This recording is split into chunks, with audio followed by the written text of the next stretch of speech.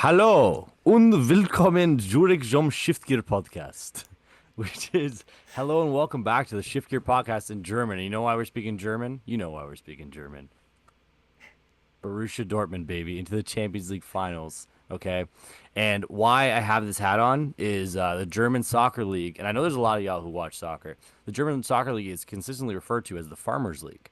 So I dress like a farmer and I have my little farmer scavenger hat thing. And honestly, these hats are getting expensive. I got to stop promising new hats every week. But here we are, man. And we have a very, very special guest right below us. Okay. This man needs no introduction. But to some of you new folks, you might not know him. This is, you know what, Curtis, you take it away, bro. You tell us who you are. I don't need to do Yeah, this. it's kind of like it's like one of those like slapstick compliments. It's like this guy needs no introduction, but we might actually need to introduce him. Yeah, hey everyone, Curtis here. Thanks for having me. I used to play Pokemon pretty regularly. Depending on who you ask, they uh, either know me as somebody that was like very consistent back in the day, and the other half of that's probably wondering who I am and why you guys are talking to me today. But yeah, thanks for having me on. Yeah, of course, man. Yeah, for people who don't know, Curtis is one of like the godfathers of Canadian Pokemon. So I think when Aneil and I were like kids, like Curtis was one of the top players, and a lot of the players who play now were definitely influenced by Curtis back in the day. So Curtis, yeah, thanks for coming on, man. I really appreciate it. I think it'll be great for our listeners to kind of get the old school the old school perspective and see how Pokemon's kind of changed. So yeah, why don't we kind of start there, Curtis? Like, give us some background, like when you played, like maybe you say some of your accomplishments, like how big tournaments were, like what you remember from your days of playing Pokemon. Yeah, that's a great question. So I started kind of at the tail end of like 2008. Um, yeah, and it was kind of like probably around this point in the season when I started because I kind of came in towards the end, like Worlds was right around the corner. And then at the time we had different variations of tournaments that are probably renamed today, but at the time we had Battle Roads, which were like very kind of like grassroots small tournaments. And I showed up with like straight up two starter decks, like blended together. And I didn't do half bad, which I think is either like a really good thing about like my playing abilities or like a really bad thing for like the current, like for the previous like player base. But in any case, that's where I met Genesis, who's still a player today. And he saw what I was doing and he was like pretty impressed that I was able to kind of like hobble a positive record with like this like Frankenstein of a deck. And so he kind of took me under his wing and he kind of just showed me like the fundamentals of deck building, how to approach the game properly. And then from there, that's where I met Matt Koo, who was kind of probably the biggest influence I had at the time. He was kind of like, if we were playing the video games, he was like that final boss. Um, and he was the one that like really kind of like opened my eyes to like kind of the foresight, how to outplay your opponents, different levels to the game. And then at the time, he did like really well at Worlds. It was either like a top 8 placement or a top 16 placement, and that was kind of like the fire I needed personally to like really get invested in the game because I could see, well, somebody that like I was there playing with could like reach these heights that I didn't think were possible. As far as like accomplishments go, I'm probably known for a couple of things, but Canadian Nats first place in 2012 was one I was really proud of. And there was a whole slew of other like national top cuts that were pretty good. There was another top four. There's another top four I probably won't get into. A handful of top eights, a top 16.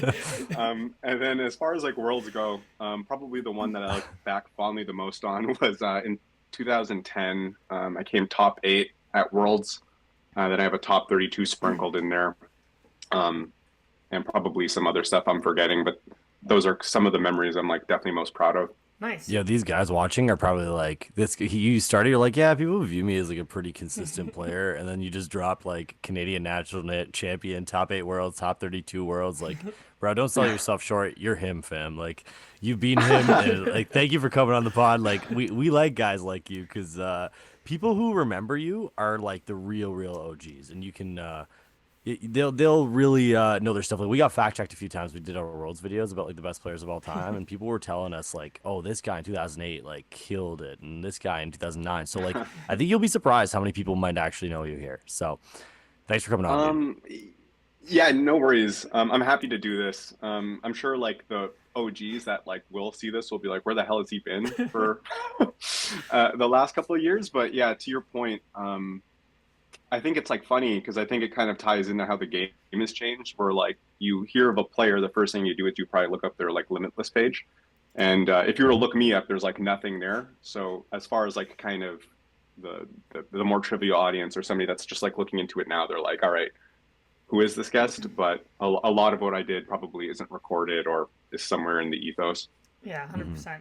Yeah, because I wanted to ask you. So you, from talking, like you still keep up with the game, and like you've kind of seen how the game has grown. So what would you maybe say are, like the biggest differences like you've seen from like maybe when you started to like maybe the end of when you played? Because I think you just stopped playing at the end of the modern era to now. Like, how have you seen kind of the game like grow? Yeah, and it's not one of those things where like just because I stopped playing, it wasn't something I stopped like paying attention to. This is still something like I very much love. I still love watching. When I see you guys on stream, I root for you guys, and like Ciaran and Neil, you guys know, like as soon as I see you guys in like the top cut like bracket, like I immediately text you guys being like, yo, just get after it. You guys got this. So I still pay attention. I probably watch as much like Pokemon as I can. I try and digest as much content as I can because I really do. Like I do love the game. So I'd say that like I've like sat down and a lot of people have like asked me this over the years, like what do I think is maybe the biggest change? And it's hard to say because I kind of go back and forth with a couple of ideas where I think like maybe the biggest thing was just how much information you have like available to you now. Like when I was playing the game, we had a forum that was called Poke Gym, and it's like all very wishy-washy. Like you can go to it now, but it's like just like basic HTML for those that code. Like it's not robust at all. And this was like this was like kind of our portal into seeing like what was good, what was bad.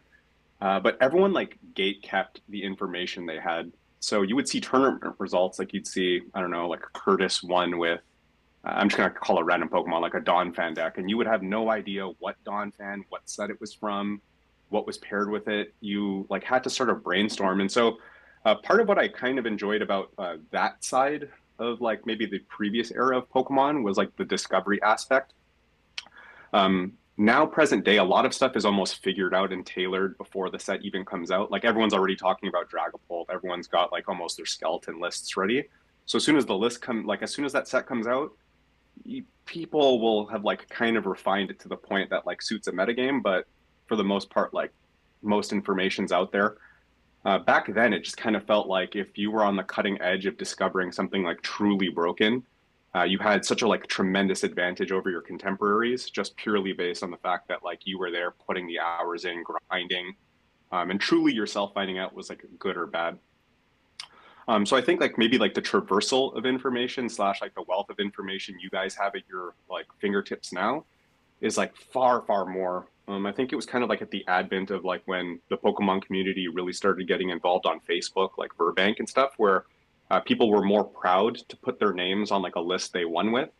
And at that point, you could start to see like the list start to become more like skeleton based and like more figured out and more streamlined.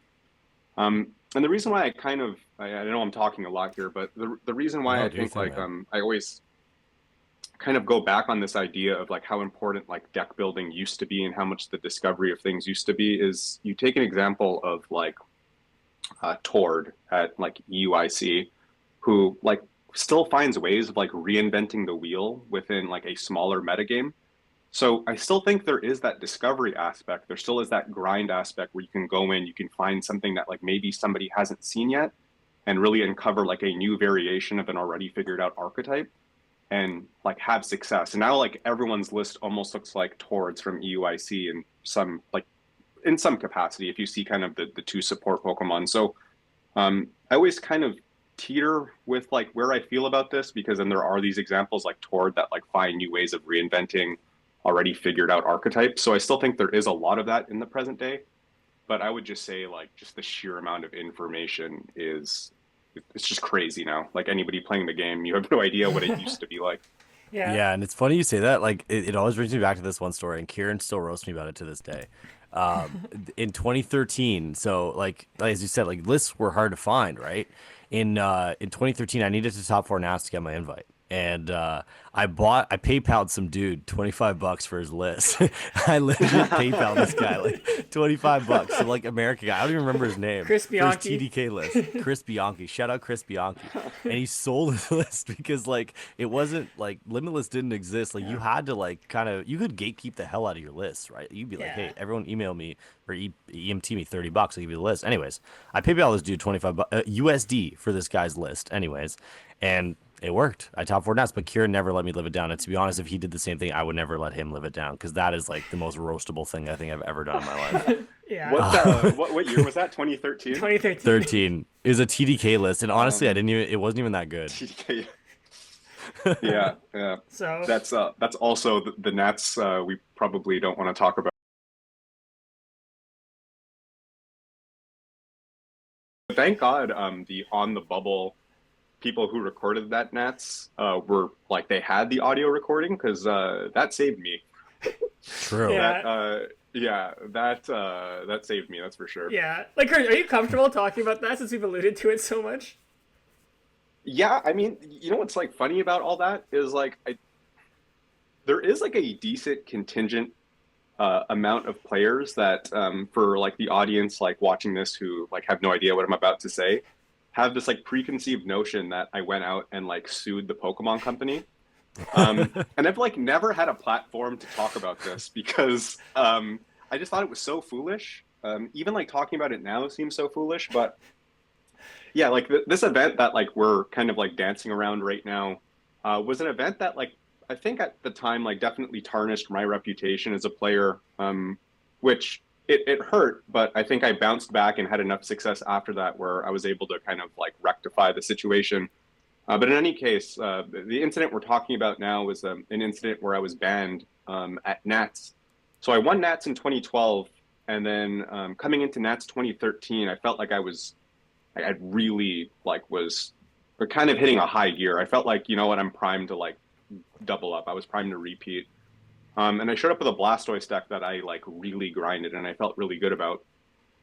And the day of the tournament, and I hope this isn't like defamation in any way, shape, or form because it's all kind of public information. And those that know the story know the story. Don't worry about it. Don't worry about it. Yeah, like the day of the tournament, the head judge's husband, he had showed me like this like variation of shuffling.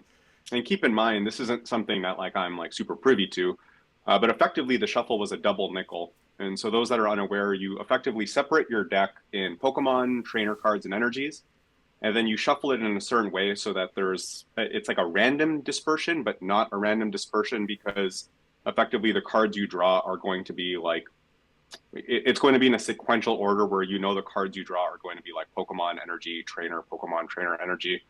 And it was done in a way where he showed it to me and he was like, hey, check out how like neat this like shuffling technique is. It's saving me a bunch of time. And so he didn't do it maliciously. This isn't to like frame this person in a negative light, but this is to show you like how I came to this.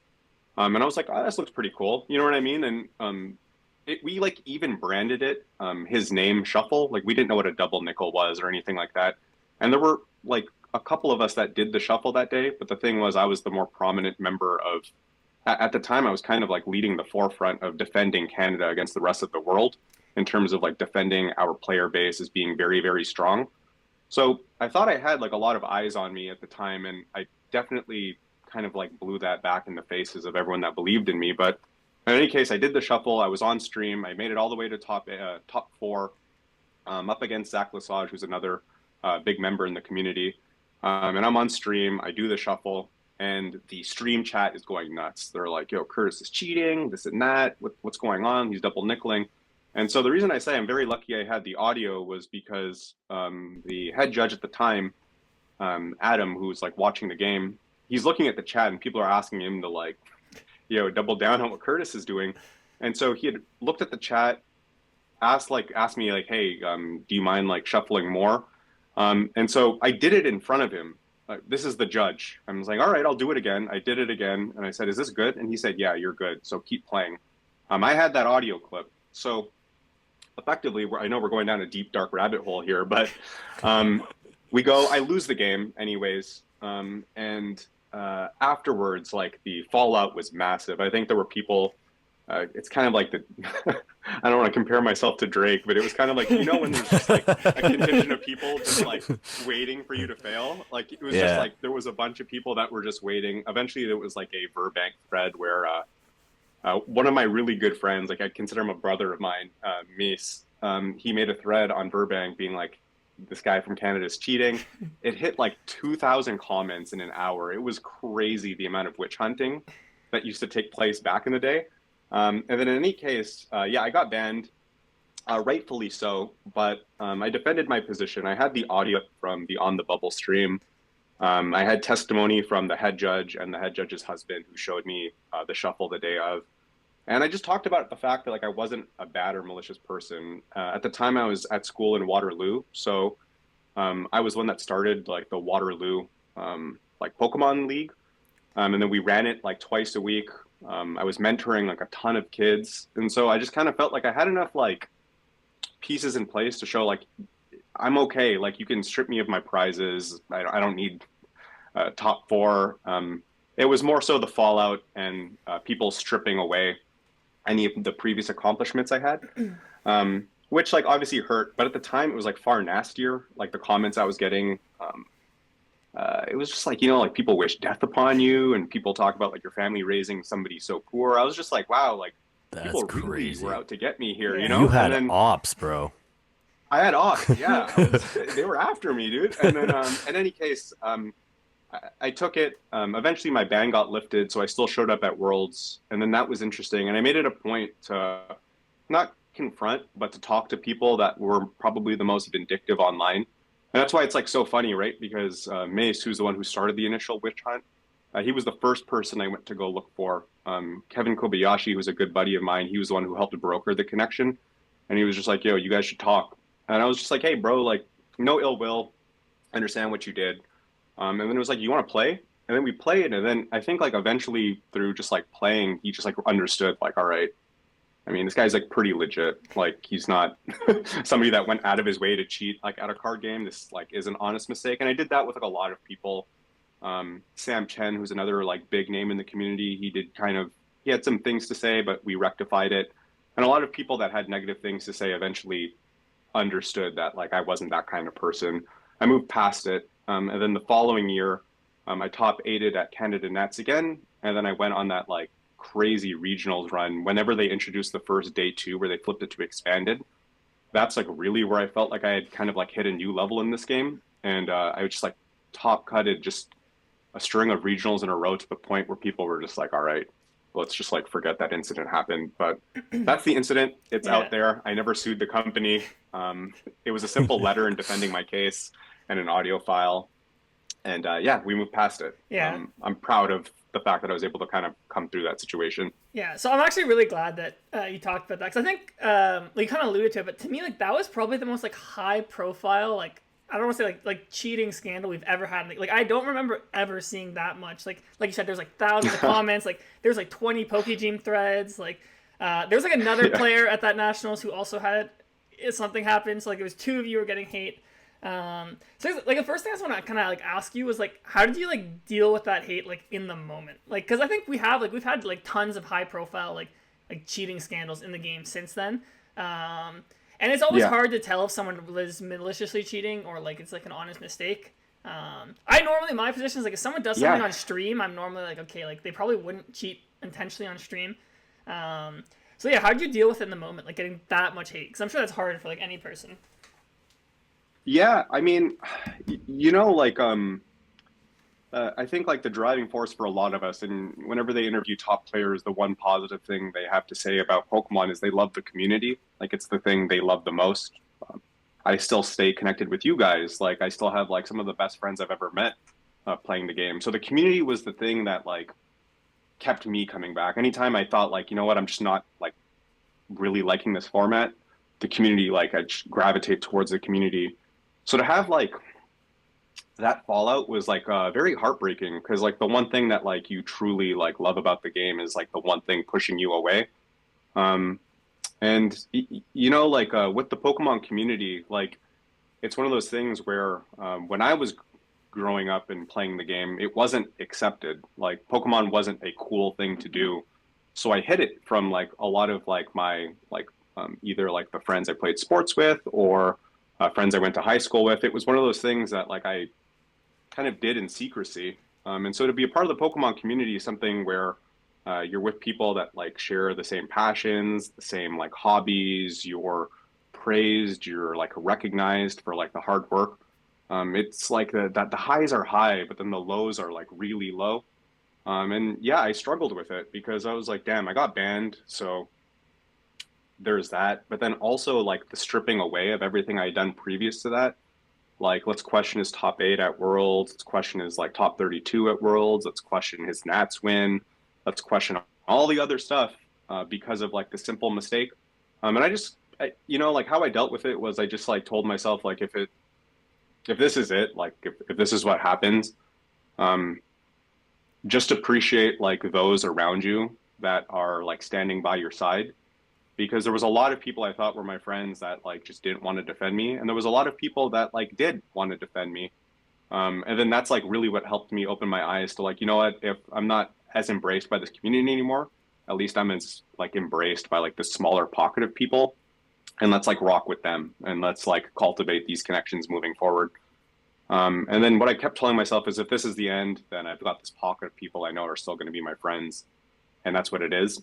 But if I do get another shot at this, like double down, work twice as hard, and then just prove them wrong. And that was kind of my game plan. And that was like my mental state was, look, there's two outcomes here. Either you play again and you shut them all up, or you don't play again and you move on. Luckily for me, it was kind of like a life zigged when it could have zagged. And I think I did what I needed to do, but I'd be lying if I said, like some of those hate messages and things like that weren't getting to me because there was a point where I was just like, dang, this is a lot to deal with. Like I might need to like just delete things because on like a micro level, I just like wasn't dealing with it well. But yeah, you know what, you move on. And I think like to your point, it's always so hard to know when somebody cheats maliciously versus like an honest mistake. For me, anyways, like I'm a big figure of like body language or reading people's actions. So sometimes like you can tell, you know what I'm saying? Like Yeah. you can like there are certain tells. I don't want to like say too much, but like obviously like we all remember like before back in the day there were like scandals called like N baiting where you Yep. wouldn't play an N. You would like drop an N, which effectively, for those that are unaware, you would have to shuffle your hand It's like into your deck. Iono for people who play now. Yeah. Exactly. Yeah. Maybe. Yeah. Exactly. Iono that you put at the bottom of Bottom. your So you deck. don't. It's Yeah, not a so it's game. actually worse than Yeah. Iono. You shuffle them And back. like Yeah. the one thing I want to add too, sorry, before we get a little too off topic, but the one thing I want to add is I think there's a certain context that people at Canadian Nationals that year and people who were not at Canadian Nationals that year are missing. Like a lot of people were doing what you were doing. I think there was no malicious intent from basically any of these people. It was a community thing at that point that was okay for that tournament, which is wrong. We all know that's wrong now, right? But I think at the time there was a lot of misinformation surrounding it, and like the buzz kind of going around was that everybody's kind of doing this, right? Yeah. Obviously, we know everybody was not doing it, but you got caught in a bad time, so to speak. So like for that, I think people who are listening in kind of need to know that context. Like it wasn't just you, it wasn't just you and one other guy. Like this is it was unfortunately a very widespread thing. Yeah, I guess my one Yeah. yeah, my one question, Crystal, did you not like in the moment not be like, yo, this is kind of sketch, like I'm trying to like make it so I draw it better, like did you not feel that way when you were doing it, or you're just like, oh, they said it was okay, so like I'm just like doing this then? Yeah. I know that's like a great. It's a great follow up, and I think like part of it was just me being naive. Like it kind of like goes in where like maybe the biggest lesson that I learned is like what is truly random, because to me that felt like a random deck. But obviously we know like now with like hindsight, like no, true randomization is like you might draw a hand with one Pokemon and six energy and you're cooked. You're just like looking at this hand going, all right, Yeah. like this just wasn't my game. Versus the randomization I'm thinking of, which was, all right, this hand is random, but the random variable is like taken away from like you having a kind of like a mismatch of like different quantities of cards. So at the time, it was like truly naive and like obviously very dumb. But I think it was kind of added pressure from those that showed me the shuffle. The fact that like, and keep in mind, at the time it was either 8 rounds or 9 rounds. But how the tournaments were structured back in the day, which I used to like really enjoy, was like you had one day of Swiss, and then you kind of cut to like this like really big bracket. Like it'd be like top 64, top 32, and you could see your path to the finals. Mm-hmm. And so day one, I went like X and O. It was either 7-0, 8-0, or 9-0. Somebody can double check that. And not one of my opponents said anything, like no one. And I was playing against like really like senior players within the community. And so there was like so many different factors that like I look back on that like had to have possibly gone wrong for me to have ended up on stream at that moment. Because keep in mind, let's just meet in the middle. Let's say it was 8 rounds. So I had 8 rounds. I don't remember if it was best 2 out of 3, but No, it was best of one. Yeah, I think it was. It was best of one. It was best of one? Yeah, so then 8 rounds, like top 32, top 16, top 8. No one said anything. Get to that point, and then it like all comes kaput. So to answer your question, it just felt like, like dumb in hindsight, but things kind of lined up for it to get to that point where, if like somebody at any point in that day went, yo, dude, like, what are you doing? That like shuffle's like super illegal. I've been like, what? Why? It's because like you're not randomizing your hand. Oh, okay, like my bad. Like, you want to like call a judge? You know what I'm saying? Like, you guys know me. I would have just been like, all right, like, what do you want to do about this? Like, and so, yeah, to your point, like, obviously I had a different idea of what randomization meant, but ultimately there were so many factors that led to me getting to top 4 on stream that day that like, it kind of just snowballed. You know what I'm saying?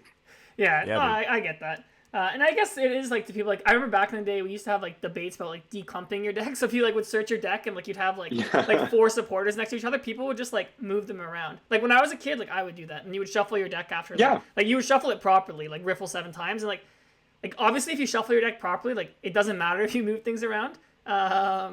Like this back in the day, like things like that were I guess more normal.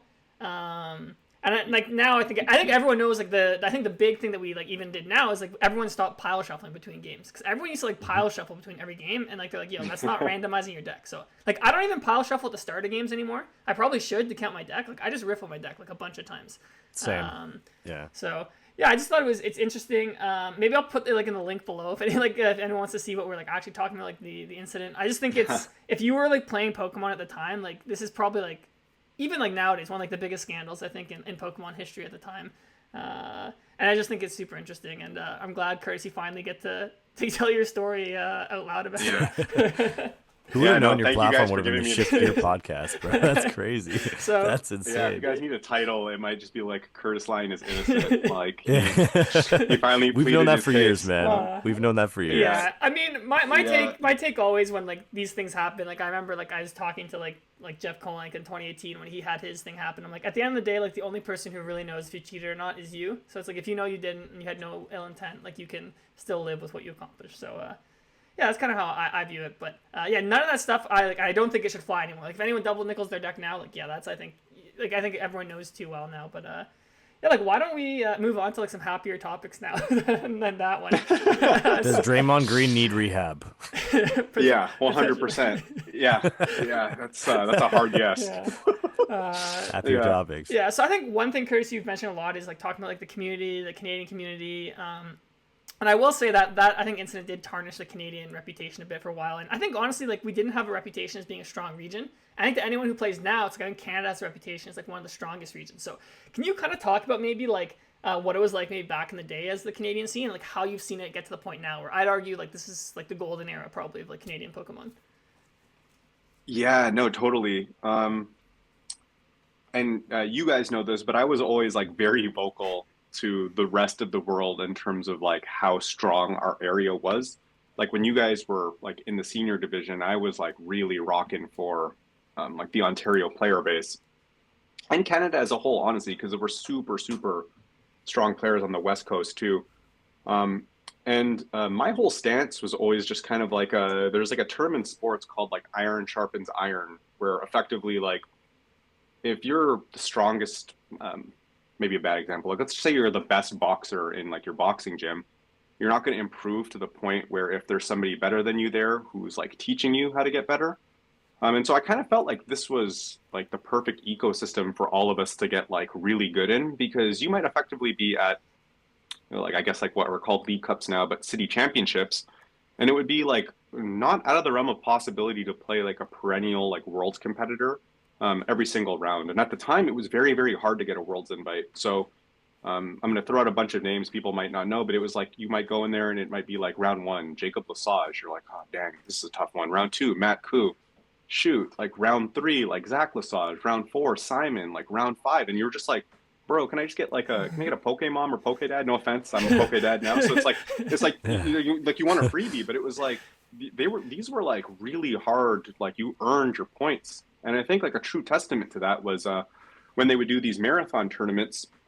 So back in the day, they would do these like it would almost be like 7 league cups in a row during the Christmas break, and we had like a ton of people. We had like some might say the GOAT, like Jason K, come in, and he played every single one. Ciaran, you probably know this. I don't know if he won a single No, he one. didn't. And No. then we had like yeah, we had like a massive contingent of like strong Michigan players, like J Dubs, who's like he won a regionals this year, who would show up like at every like city championship. Maybe they like nicked one or two, but effectively like these were like really really hard tournaments to win. And to your point, like I think scale wise, it was always one of those things where now that the game is bigger, like and information's more accessible, like the good players find ways of like out innovating and out like playing their opponents, like you two, Rowan, Lucas. Like you can see like really strong players still like rise above like your competitors in any capacity. And I think like a true testament to that is kind of that iron sharpens iron mentality, where if you're good, odds are there might be somebody better than you. Like, what can you learn from them? Can you study them? Can you get better at it? And I think like one true thing that like really kind of set the stage for maybe where Pokemon is today in the Ontario region was kind of like the mentorship. Matt Koo, Genesis, they took me under their wing, and they were very, very non-gatekeepy with like making sure I had the necessary tools and skills to like really thrive. They at like no point inhibited my ability to like play the game. And I kind of felt this way about like when like we were like very open with like building success within the community. So like Andrew Estrada, Chris Venier, all these people that were coming up, and like we really grinded with and really like educated them and got them going. And now you're seeing it now where like Ciaran, you're coaching, Andrew Estrada's coaching. Like I think that like mentality of like making sure that like you're passing on your knowledge to like your contemporaries is something that like I don't know if like every region does to the level that like we do. And I think it shows, because then you have like this like kind of underbelly of your community that's like also rising up, so that like maybe when you guys aren't playing the game anymore, like your students and the people you taught like hit heights like you couldn't have reached based on like your like time in the game. And so I think kind of like that metamorphosis like also feeds into like how strong the community is now, but in no way, shape, or form do I take credit for like Rowan like being the player he is, or Lucas being the player he is. I'm not taking credit for that, but I do think that like the groundwork was laid in our generation to like help cultivate talent like within the player base, and I think it shows now. Yeah, I think 100%. Like, just to give an example, like I think you and like your whole group like really mentored me when like I was a kid.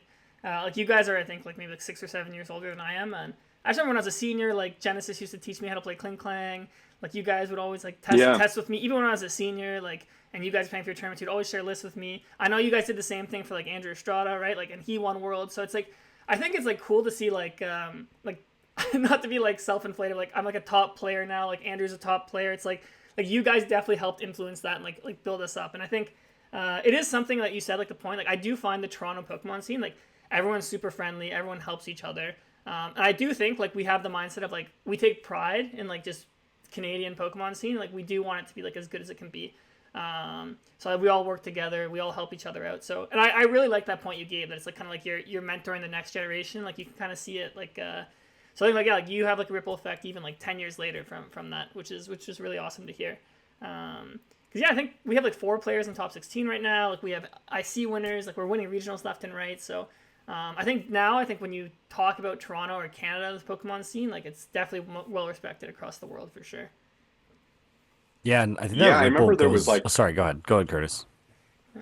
yeah, my bad. I didn't mean to interrupt you. I'll be quick with this. I just feel like there You're was good. that like Twitter thread that was like going off where it was like hardest regions to play in, and like no one had any debate that like the Ontario region was like S tier. It was like everyone was always like, nah, move Florida up or down. No, move Chicago up or down. But like everyone was like pretty unanimous that like Ontario was like a snake pit. Like avoid that area like at all costs.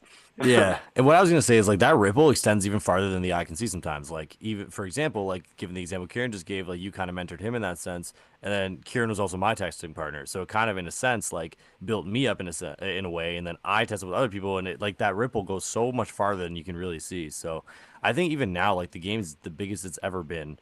I think the things people learn now, and I have this like weird prediction that I think the game is going to like have a little bit of a stall and then go back up again later. And like you might even see some people drop off, but those people's effects are going to last forever and ever and ever. And you see it like even now, we're all still in touch, right? 10 years later, we're all in different walks of life doing different things. People like Genesis just pop back into the game. Like you never know. I'm hoping you Yeah. pop back in the game at some point. Like you keep these relationships forever, man. And like I can really cherish that. I Yeah, think that's important. 100%. Cool. Yeah. Another thing I wanted to ask Curtis is like, so I think we talked about last week, kind of like, or 2 weeks from when this episode comes out, like the Pokemon circuit. I think back in the day, it was like you would play maybe 2, 3 regionals a year. You'd play something called like a state championship, which is kind of like an SP. If I had to like kind of make it thing, like we had city championships, which were league cups, but they only happened in like a certain part of the year instead of the whole year. So, like, how do you really feel about how like the circuit is now? Where like you see like guys like or people going to like 20 like major tournaments in a year. Like people are flying to Europe for regionals. We see people sometimes fly to like South Africa for SPs.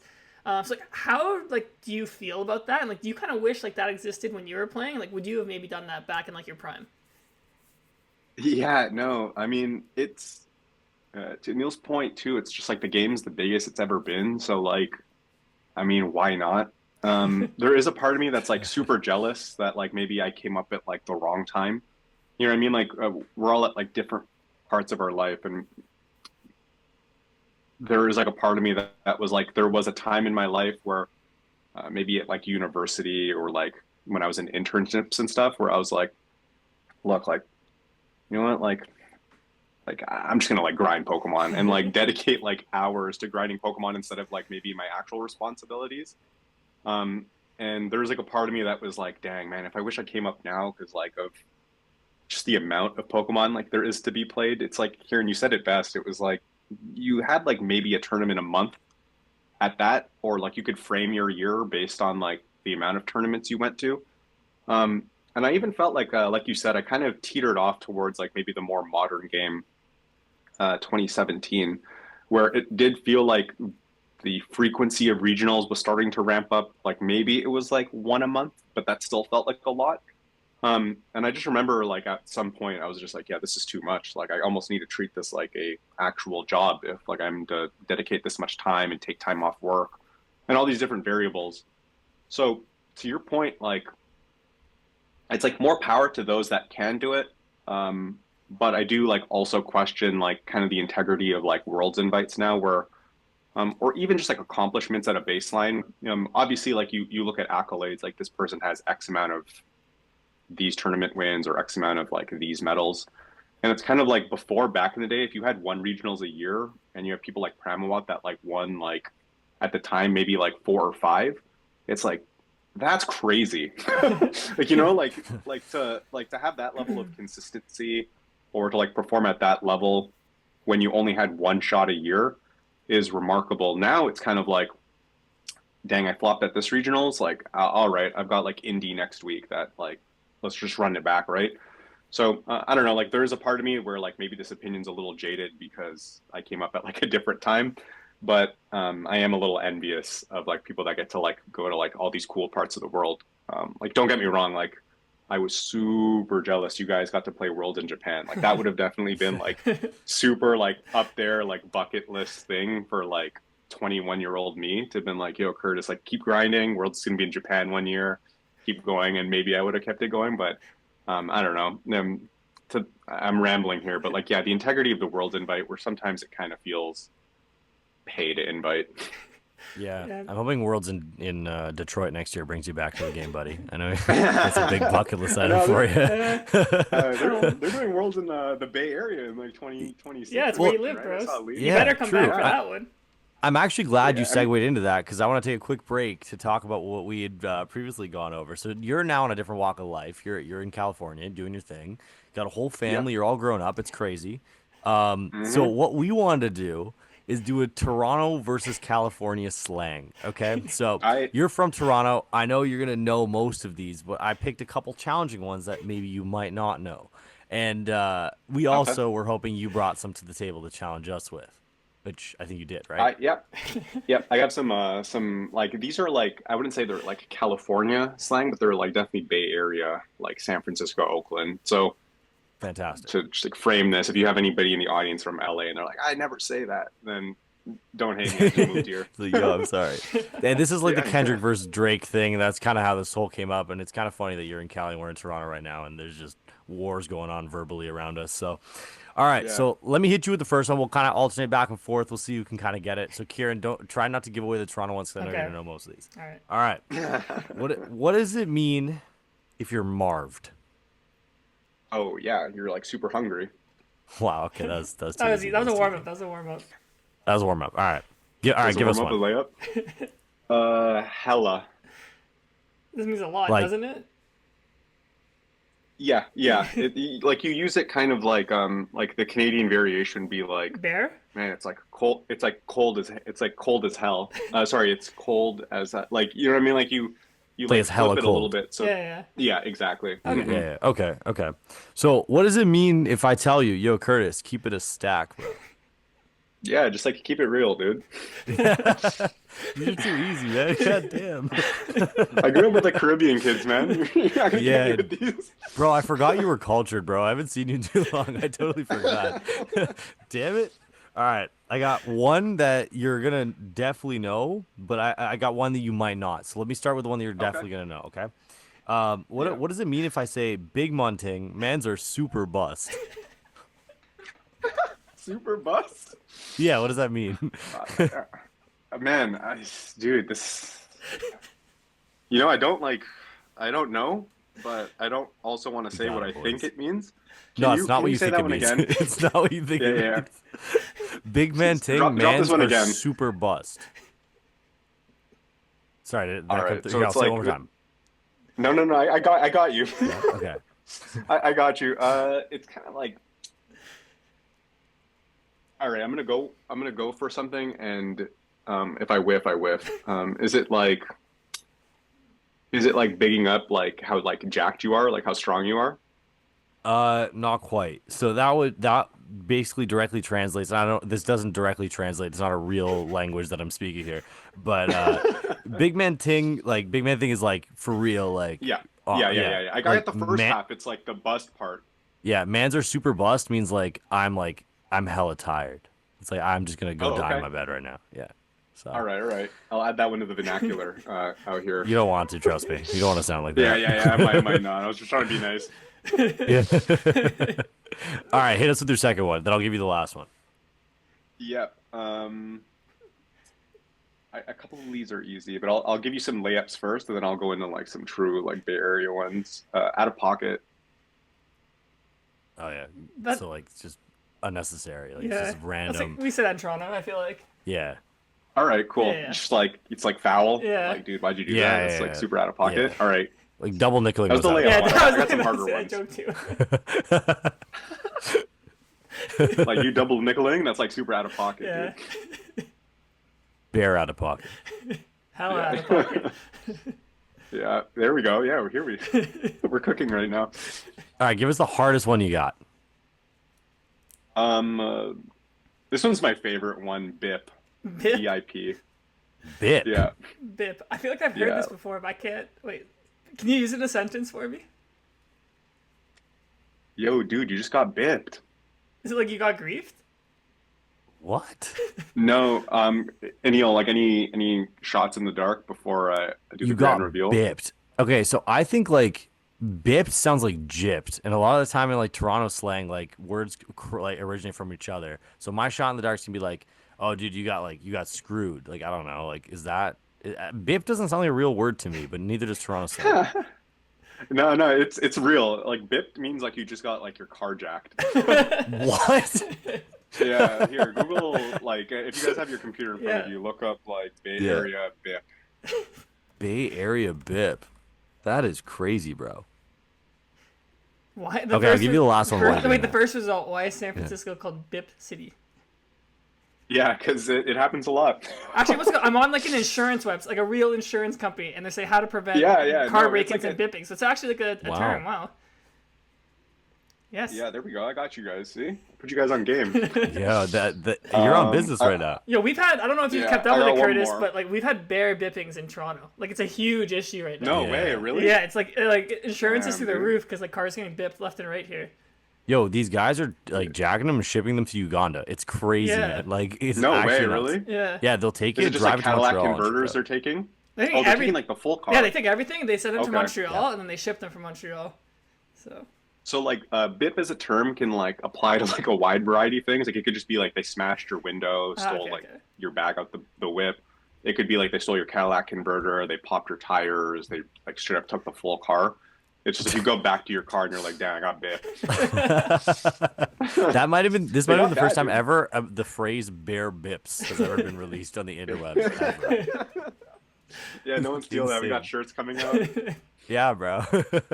All right, so my That's a next good one one. actually kind of falls into this. So, if your whip gets bipped, right? The term is it's arms. Do you know what it's Oh, arms yeah. means? You know what that means? Yeah, it's just like super disrespectful.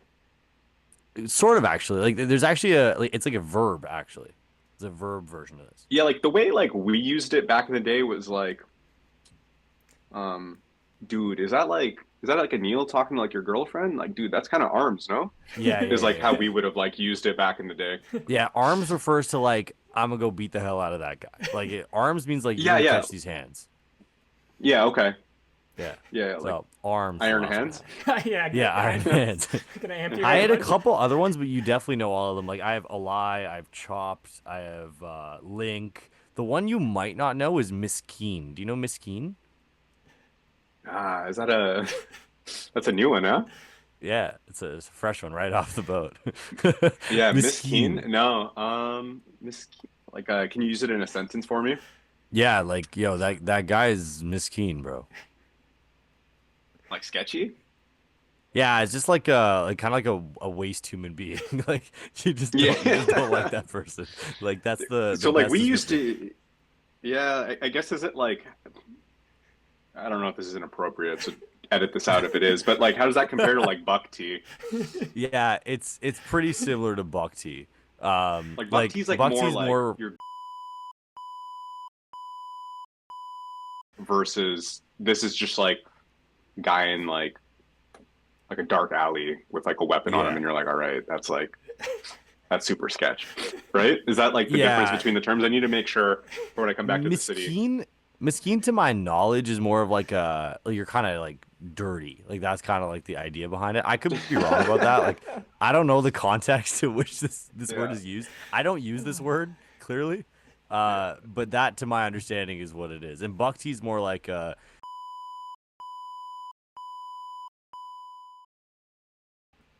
Yeah, edit okay, that out. cool. Thanks, I got Garrett. it. Yeah, I think I might have that one out.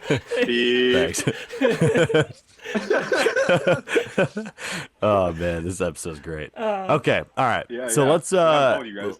yeah, this is awesome. Let's do a quick like 2010, 2012 kind of look back to the past. I know that was our original idea before we kind of got off topic a little bit, but Yeah. so Curtis, you were a prominent player during this time. How do you kind of gauge the 2010, 2012 formats, A, with each other, and B, towards like current Pokemon? Like if a current Pokemon player were to go back, how difficult would they find these formats? Also, just I want to like clarify. The reason we're Yeah. talking about these ones is because Worlds was in Hawaii that year, and because Curtis was good Yes. at them. But that's kind of why we're linking them because we're having Worlds in Hawaii this year. Yeah. Yeah, no, there are like two really, really different formats. Like honestly, for those that like ever want to explore older formats that are very, very different. Me personally, like everyone has a different opinion on things, but 2010 is like my like unequivocal like favorite Pokemon format of all time. It just like had a little bit of everything. Like if you wanted a super aggressive deck, that existed. If you wanted like a six prize race 'em in six turns, it had that. It had like your classic beat stick. It had like your classic control archetypes. It had like your hand lock decks. It had like your defensive decks. Like literally just like go on, I think it's like Pokemon Legends. I probably butchered the name, but the site that has like the repository of old formats. Like if you go to like 2010 Worlds, like there's like 50 playable Worlds decks that year. And so there was no shortage of like configuring, tweaking. And the part I loved the most about that format was a deck that existed at the time called Lux Chomp. And for those that are unaware, it was a deck that consisted of like evolved Pokemon that were basic.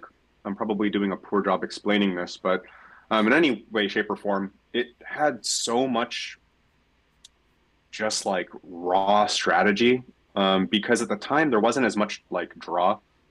We didn't have supporters like discard your hand and draw seven, like that just like didn't exist. You had to like resource build. So a supporter back then would be something like look at your deck and get a Pokemon and an energy, or look in your deck and get like a tool card and a supporter card. So a lot of it was like stockpiling your hand for future turns. And so I felt like maybe in like my history playing, that felt like the most rewarding sense of, wow, like I really outplayed you. Like you were thinking like five turns ahead, but maybe like I thought six turns ahead. And I just felt like it was that was the most rewarding I ever felt like playing Pokemon was like sitting down with like this like Lux Chomp deck and being like, oh man, like I'm gonna like systematically like decimate your board over time. And I think that was like the focal point of the format. So if anybody like ever wants to historically go back and look at that deck, it's definitely something that I think is worth exploring. But the biggest thing about that format, and it's something that like maybe will never exist in Pokemon again, was they introduced trap cards, or a trap card. It was a card called Power Spray, and so picture this like for like a more modern audience, you evolve a Charizard and you use its ability to like look through your deck and get fire energies, but then your opponent plays a card from their hand that negates that.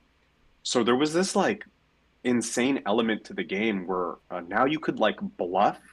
Now there was like this reactive element to the game that like just never existed before, and it really felt like the better player won majority of those games. I don't. I can't speak to like modern Pokemon as far as like if you guys feel like you know what like the better player typically wins. But what I would say is like back then it was like the hard truth. Oftentimes maybe you got donked, couldn't avoid it, or your opponent just like snowballed you. But in any case, it really felt rewarding back then. The kind of compare that to 2012. I think most people look back at like historically Worlds 2012 with like a poor lens. It was the complete opposite of 2010. It like literally only circulated around like two playable cards, and it turned out like you just put them in the same deck, and suddenly you dominated the format. There was a card called Darkrai EX and Mewtwo EX. Mewtwo was just super repressive because the only thing that could beat it was Mewtwo itself. And so effectively, like your decks just had to play either a Mewtwo answer or no, your deck just straight up had to play a Mewtwo answer or else it would just like win the game by itself. And Darkrai was just such a like aggressive staple card that like really dominated Pokemon for like it felt like it was in format for like you guys probably know this, but it felt like it was in format for like 6 years or something crazy. Like I kept reprinting it, Yeah. but it was such a power card. Like even in expanded, it still like shows up to like this day. But in any case, like that format is like looked back on like pretty poorly because of like how focused it was. I'd say like if you guys like think like hitting like 20% in like your regionals of like Charizard being a bad thing, I'm sure like the statistics from like that world's like way more than 50% of decks played Darkrai or Mewtwo in it. It was I would even say something even crazier, like 70% maybe. Oh, it was like higher, it bro. was Yeah. yeah, like yeah, and so I think like and this is like where I get into the fact that like I really liked that format. No one else did, but I think like one thing that like people didn't really discover about that format, and it was actually like how I ended up winning Nats, was people were so fixated on like the hyper aggressiveness of that format. that they kind of forgot that there is still like a defensive element to the game of Pokemon.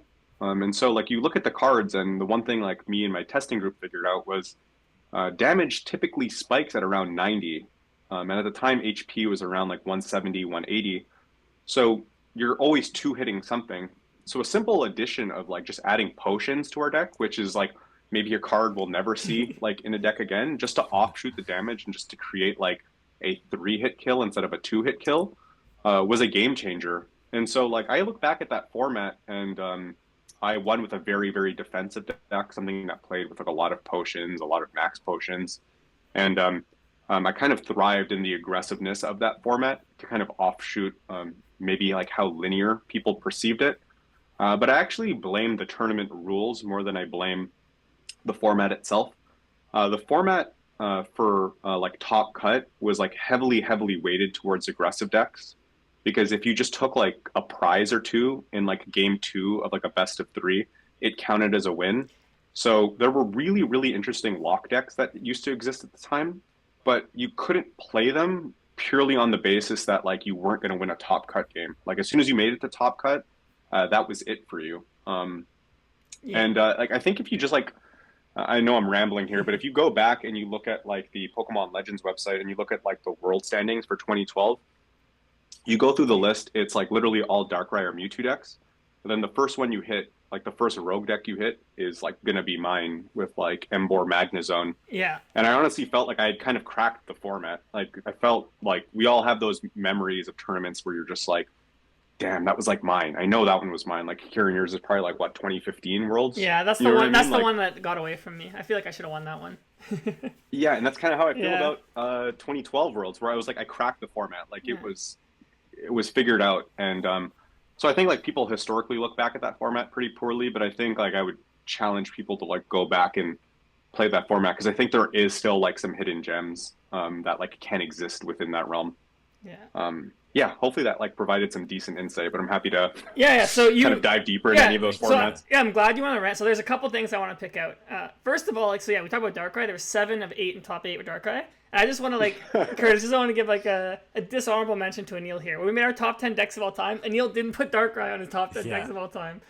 Neither did Matt. Damn, Yeah, bro. Matt. So like that's Yeah. dishonorable. Shout out to the Shift Gear podcast. But yeah, so a couple things. Dishonorable. Yeah, so I wanted to ask you about your Nationals winning deck. So I think this is really relevant to people today. So back then, like I think it was like a solved format. Like everyone's like, it's kind of like how like when we had the Lugia format, everyone's like, okay, well like it's just Lugia everywhere, right? So like back then, it was like everyone was playing this Darkrai deck, or they were playing like the Celebi deck with like Terrakion to counter it. So so that's a format where I think people thought there wasn't room for innovation, and you were able to innovate, and you won Canadian Nationals with like a completely rogue deck that like you. It would be like if someone won like a tournament now with like a quad like gouging fire deck or something, just to give an Entei parallel, like That's Yeah. like a card that everyone thought was like binder fodder. So can you kind of like, so you kind of gave us like a little like preview, like, oh, I found like the defensive strategy.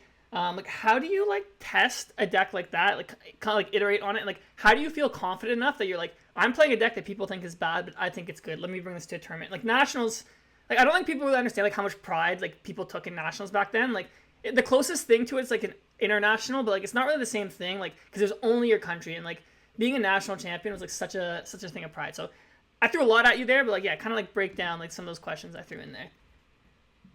Yeah, and I think this goes back to like maybe the very first question you had, like how has the game changed? Where I think like the way like my testing group was just like wired was like block out the noise and let's focus on like what we think is good. And I think like you probably see like pockets of people like within the modern game still do that too, where it's like, again, to bring back the Tord example, like no one thought to put like both Pidgeot and Bibarel in their decks, right? Like people just thought that was clunky. And it's like now it's like the go-to. And I kind of felt like that way. I can't really take credit for the Entei. That was a Singaporean player named Jitmin Lim. He was like really good at the same time I was, and maybe he still plays. He's a good buddy of mine. He was the one that like first put Entei on like our radar. He might have even have won Singaporean nationals with it or top cutted with it, but no one cared. Like it just flew under the radar, and it was Singapore as like a region like got really really good. Yeah. When like you had players like Clifton and Joey and like Xavier and stuff. Yeah. He got Starting to second. make a name for He got themselves. second, by the way. I just looked it up, Curtis. Oh, nice. Yeah. Yeah, and so that was like I just don't want to like discredit the region, but I feel like no one paid attention to that result, but we did. And he didn't give us he might have given us the list, but in any case, like we like kind of like took the abstract idea. But honestly speaking, in hindsight, I literally think any of those big EXs would have worked. We were literally like I was the only one at the tournament that showed up with a way to offshoot the 2-hit kills. Is like the easiest way to look at it. And at the time, it was a figured out format, but the most critical piece of information that like no one really put together at that point in time was like how strong like the Eviolite tool was. It was a tool that effectively buffed damage by 20. Or reduced damage by 20. I don't know if, yeah, exactly. And so you could turn like effectively like just like giving that tool to like an Entei or a Darkrai effectively already offshooted like the damage that would exist. But then you combine it with like a simple potion, and now you turn like a 3-hit kill into a 4-hit kill. And the reason we really loved Entei was there was nothing at the time that hit water, and there was so much focus on Darkrai. There was a deck at the time that was just straight up quad Terrakion with like 4 XP shares, literally that just existed to just like if you play Darkrai, you're losing. And it was kind of like the Entei card, like for those that are unaware, it was kind of self-sustaining. So it did 3 for 90, but then you could attach an energy. So it kind of felt like you could still shuffle and you could still maneuver your Enteis depending on like the damage that would exist. And to kind of like wrap that question up, me and my testing group, we always blocked out the noise. We always just focused on like ourselves and like what we thought was good. And I think the most apparent example of that I can give was actually the year before at 2011 Nats. So again, at the time, it was the first time Pokemon did this, but there was a deck that was so oppressive heading into Nationals 2011 that they had to like reinvent the format like within like a month before the tournament. It was really busted. There was a Sableye deck that like could kill anything like on the opening rip. Like even if you opened like a full Pokemon, board of yeah. like 100 and like 3 Pokemon, there was just like nothing crazy. you were going to do about it.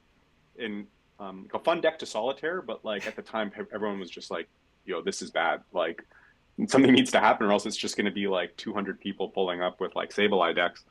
And so they shifted the format. And then eventually heading into that Nationals, the noise coming into that tournament was Magnezone Enbor. There was a Donphan Machamp deck. And there was a couple of other decks that like were kind of hyped, but for the most part, like everyone was like, oh, Emboar Magnezone, unequivocally the best. It's going to dominate. It's going to hit every top spot. And then me and my testing group were like, dude, Yanmake is like kind of broken. We're like, it's so fast. It can just like rip through these like slower setup boards. It's so disruptive because of like the 4 judge. And we just like immediately just started testing Yanmega when the rest of the world was just like, this isn't a good card. And like it turned into like a $70 card at like US Nats like the following weekend because of like how dominant it was at that like showing. And I felt like the West Coast Canadians also showed up. So I know this was kind of like a long-winded answer, but ultimately, like to your point, anybody listening to this that like might fall into that trap of just playing what you see on Limitless or just seeing what like you see top players post, like don't be afraid to like strip it back and like just figure out like what you think works, because I think like you'll set yourself apart from people if you just like test yourself and like operate like what you know works for you. Yeah, I think That's a great point. I think the best example of that in the modern game is probably Sander. Like I think no one even attempts to like play his like style, and it seems like he's broken the format a couple times. Like I think his Mewtwo V Union deck is probably like the best rogue deck we've seen since like the Truth.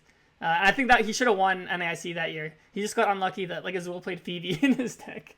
Yeah. I kind of felt like super bad for him because literally like the weeks leading up to that tournament, a couple of the people that like still like poke around and ask me for advice because they're really good friends. Dean, who just top forward at Indy, Mies, not as much anymore, but Britt used to. And I don't have any like personal connection to Sander, but like that was the group. Like that was the group that showed up that day. So like literally in this like chat, it was kind of like I had heard the rumblings of like, oh, we're about to win. Like, this is our tournament. And I was like, what? Like, no, Palkia is so good. Like, what are you guys on? Like, literally, this is going to be like one of the worst like ICs ever because it's just going to be Palkia mirrors like all day and night. And then, yeah, they like cracked it like the night before. They were just talking about like last minute like tech inclusions and stuff like that. And I was like, Cook. I was like, what are you guys on, right? And like, yeah, to like watch that all unfold, I was like so proud of those guys because like I know how hard they grind and how hard they like worked to get that deck. So I'm sure they would appreciate like you saying that. Like I remember like I Venmo'd them some money to go get like some beers afterwards because I was like so proud of like how much they killed that tournament. Like they all did really well. Like I think Dean top 16. Yeah, Dean got top 32. Top 8. I don't think Mies top. I think Mies got like top 128 or something because I don't see his name here. But I remember they were all on day 2. I think Dean was in it till like almost the end of making cut as well. You and Sanders share something very, very special in the sense that you both made like cards go crazy in value. So like you literally made, I want you guys to know that you literally made the Pokemon company print Yanmega as a promo. Like it came out in like this promo box shortly after. I think it was 2 months after. No, wait, did they do that? Yeah, they did. Yep. I remember I bought it when I was a kid, the box. It's it's still the set version. It's not a Black Star promo, but they've reprinted it in a box. And I remember specifically buying it because like I needed Yanmegas as well. And like Sander, when he did well with that Mewtwo V Union deck, I remember how crazy the prices shot. Like that the week after, I think it went up to $50-$60. And this is just like a random promo jank box you'd find on the shelves. So you guys have a special bond in that sense. Yeah, I think with like the Yanmega thing, if anyone wants like a funny look back at history, and this is to tie a bow on like maybe where the game used to be, if you just look up on Google Poke Gym, like Canadian influence on US Nats, it's like one of the like most hate-filled like forum discussions of all time, just because at the time people were just like really bad mouthing the Canadian Pokemon community, and this is even before my scandal, but people were like really harping on like Canada not being a good region, which I at the time, now I'm saying this out loud, it's like kind of messed up. But in any case, like the discussion was around the fact that like Canada will never influence what happens at US Nats because it was always the weekend after. And it was always just like very vindictive, like reading that thread in hindsight, knowing what was about to happen to Yanmegas, because like at the time it was like binder stock, like no one wanted to play it because the main attacking card was Lightning. And then which it was week 2. And then just like to see it hit like a $75-$80 card like overnight. Yeah, it was just funny. But yeah, if anyone wants to get it won US Nats as well. Yeah, that is a truly awful format. Like I know 2012 is a format people look like poorly on, but 2011 is the one that like that was the worst I ever did at Worlds. I think I went like 1-3 drop, and it was like purely based on like for those that know what Pokemon Catcher is, flip a coin, if heads, like pull a bench Pokemon up. At the time, we had Pokemon Reversal, which is a carbon copy, and every deck played 4. And so, like, it wasn't out of the realm of possibility for you to be like, all right, my opponent hit 4, I hit none. Yeah, he wins. Like, there's nothing I can do here. Yeah. So, yeah, speaking of old Worlds, Curtis, actually, I want to go back to your Entei deck. Like, why didn't you play Entei at that Worlds? Like, you got top 32 still, which is really good, but what kind of, like, made you go, like, I won Nationals with Entei? Like, why didn't you bring it to Worlds that year? It was the realization that everyone had now caught on to how defensive the format could be. I think in a vacuum heading into Canada Nats, a lot of the lists were like, even though people had zoned in on like Darkrai and Darkrai Mewtwo being like the best cards, the lists, like if you look back in hindsight, were playing things like Dark Claw, which increased damage, plus powers. They were very offensive based. Then like if you go back and like look at Worlds decks, like I don't have this information in front of me, but if you look at like Dean or like Mike Diaz's like Worlds lists, they probably play Potion. They probably play Max Potion. They definitely play Max Potion. Yeah, they'll max out on Eviolites. Yeah, I have Diaz here. He has 1 Max Potion, 3 Eviolites. I have Jay Hornung. He played triple Eviolite. Harrison Levin played double Potion, 1 Max Potion.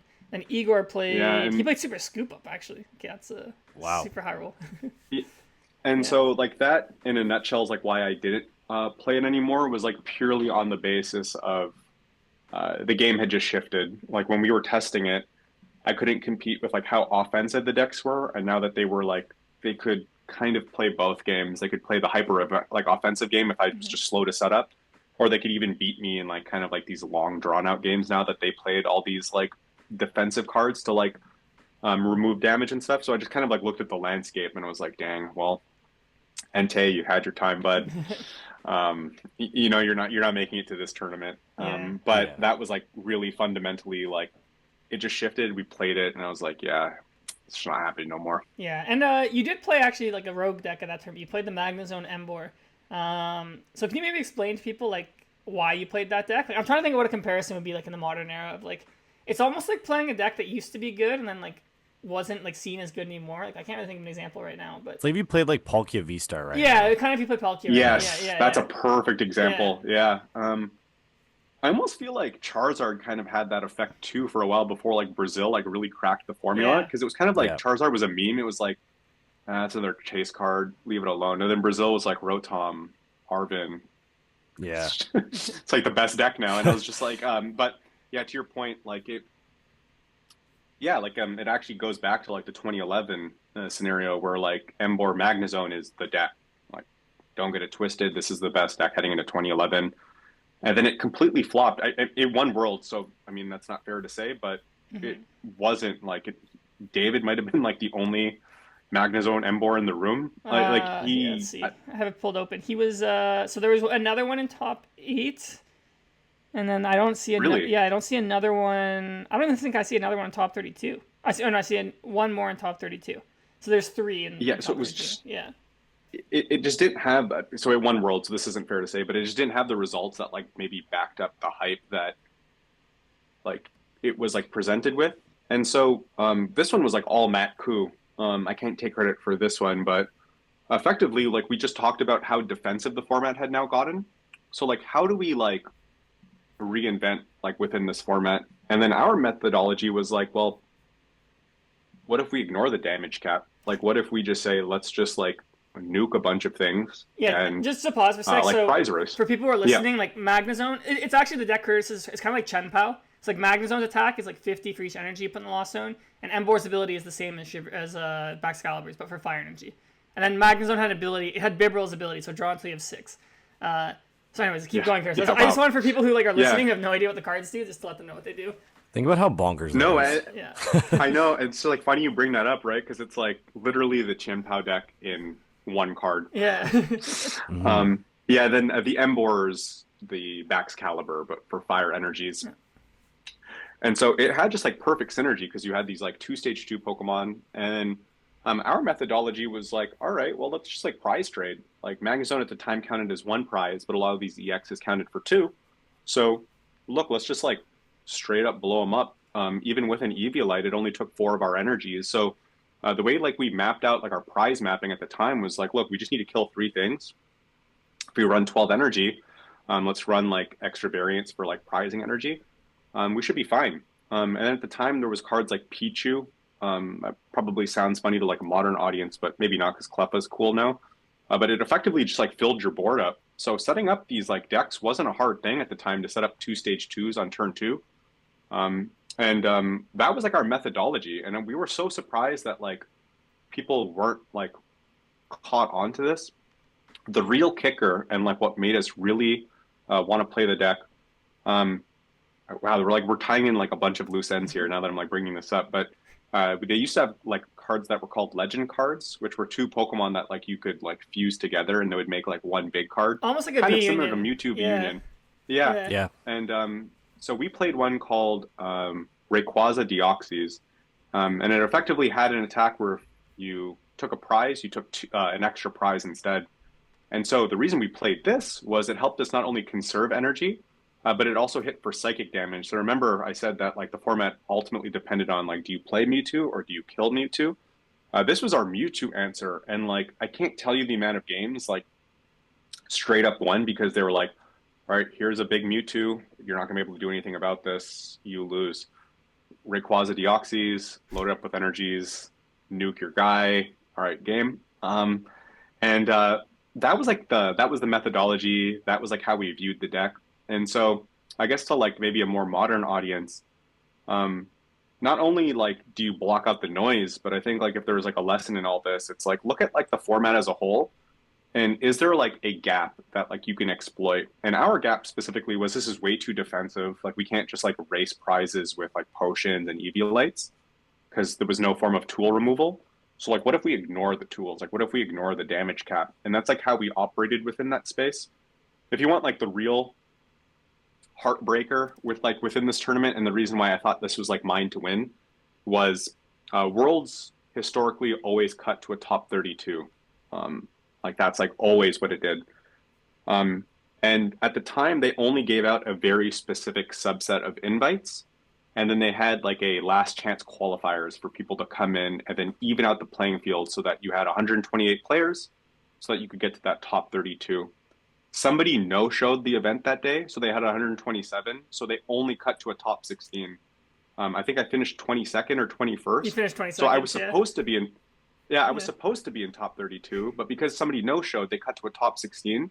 Then if you look at like what the top 32 bracket would have looked like, it was like just food, like the entire way up the chain. The only matchup that like we really struggled with was any decks that played a single prize Pokemon. So of course I'm on stream against Igor, who plays single prize Pokemon. It's like it's on YouTube somewhere, me getting washed. On a top cut, yeah. Yeah, the answer there was you use the Rayquaza Deoxys to kill that, you even the prize trade, and now we get back to like racing 2 prize kills. But my Rayquaza Deoxys was prized that game. It was something the commentators didn't catch on to, which was surprising because it was like Drew and Ben, and I think they were more shocked that I showed up to the tournament with it. But I think if they looked into it, they were like, all right, Igor's got this, it's won. But I literally just needed a piece. I had to play very aggressively purely to just race prizes. Like we've all been there where you're like, all right, the piece I need's prized.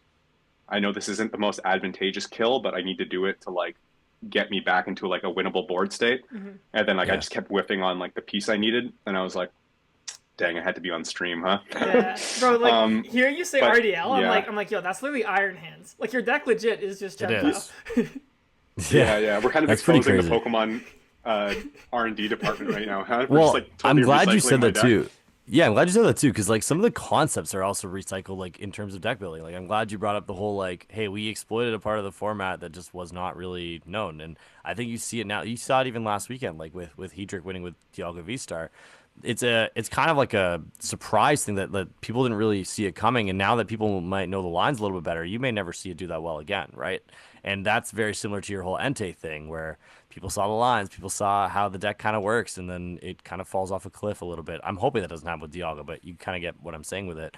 And I think to this day, and one of the follow-up questions I would have, and I promise it's my last one, I know we're going a long time, but how relevant do you think that is today? I know you touched on it earlier with like Limitless being available, and like there is obviously a lot of resources around and stuff, but how much stock do you put into the idea that like I can sit down with my friends for 5 hours or work on something for a week and I can create a good deck that kind of can check everything in the format or give you a better shot into things you'd never thought you had a shot into previously? Yeah, that's a good question. I know it's maybe a cop-out answer, but I think it like kind of depends. And like every format's different. When like I look back at like historically moments in the game where it's what you just described, me, my homies, a Red Bull, pizza, sitting in somebody's basement, just grinding like all weekend to just like try and uncover the format. And there were formats where we just like didn't have an answer. I remember leading up to Worlds 2008. At the time, it was like Gardevoir, Gallade was like the best deck, and Empoleon was like kind of the 1A, 1B. And we sat there with like Matt Koo just like really grinding to figure out like rogue decks or rogue concepts. And it was like you said, we spent like hours just like trying to beat this Gardevoir deck. We couldn't, and then Matt ended up like just bringing Gardevoir. So to your point, I think there are those moments, but I think there's like so many factors that like it really depends on. And I have no problem admitting that like historically playing the game, I've been very, very, very lucky when it comes to like maybe uncovering these things or somebody like bringing something new to the testing group that we were able to like really exploit or like really work on. I've been surrounded by like really good, like positive people that like allowed that to happen.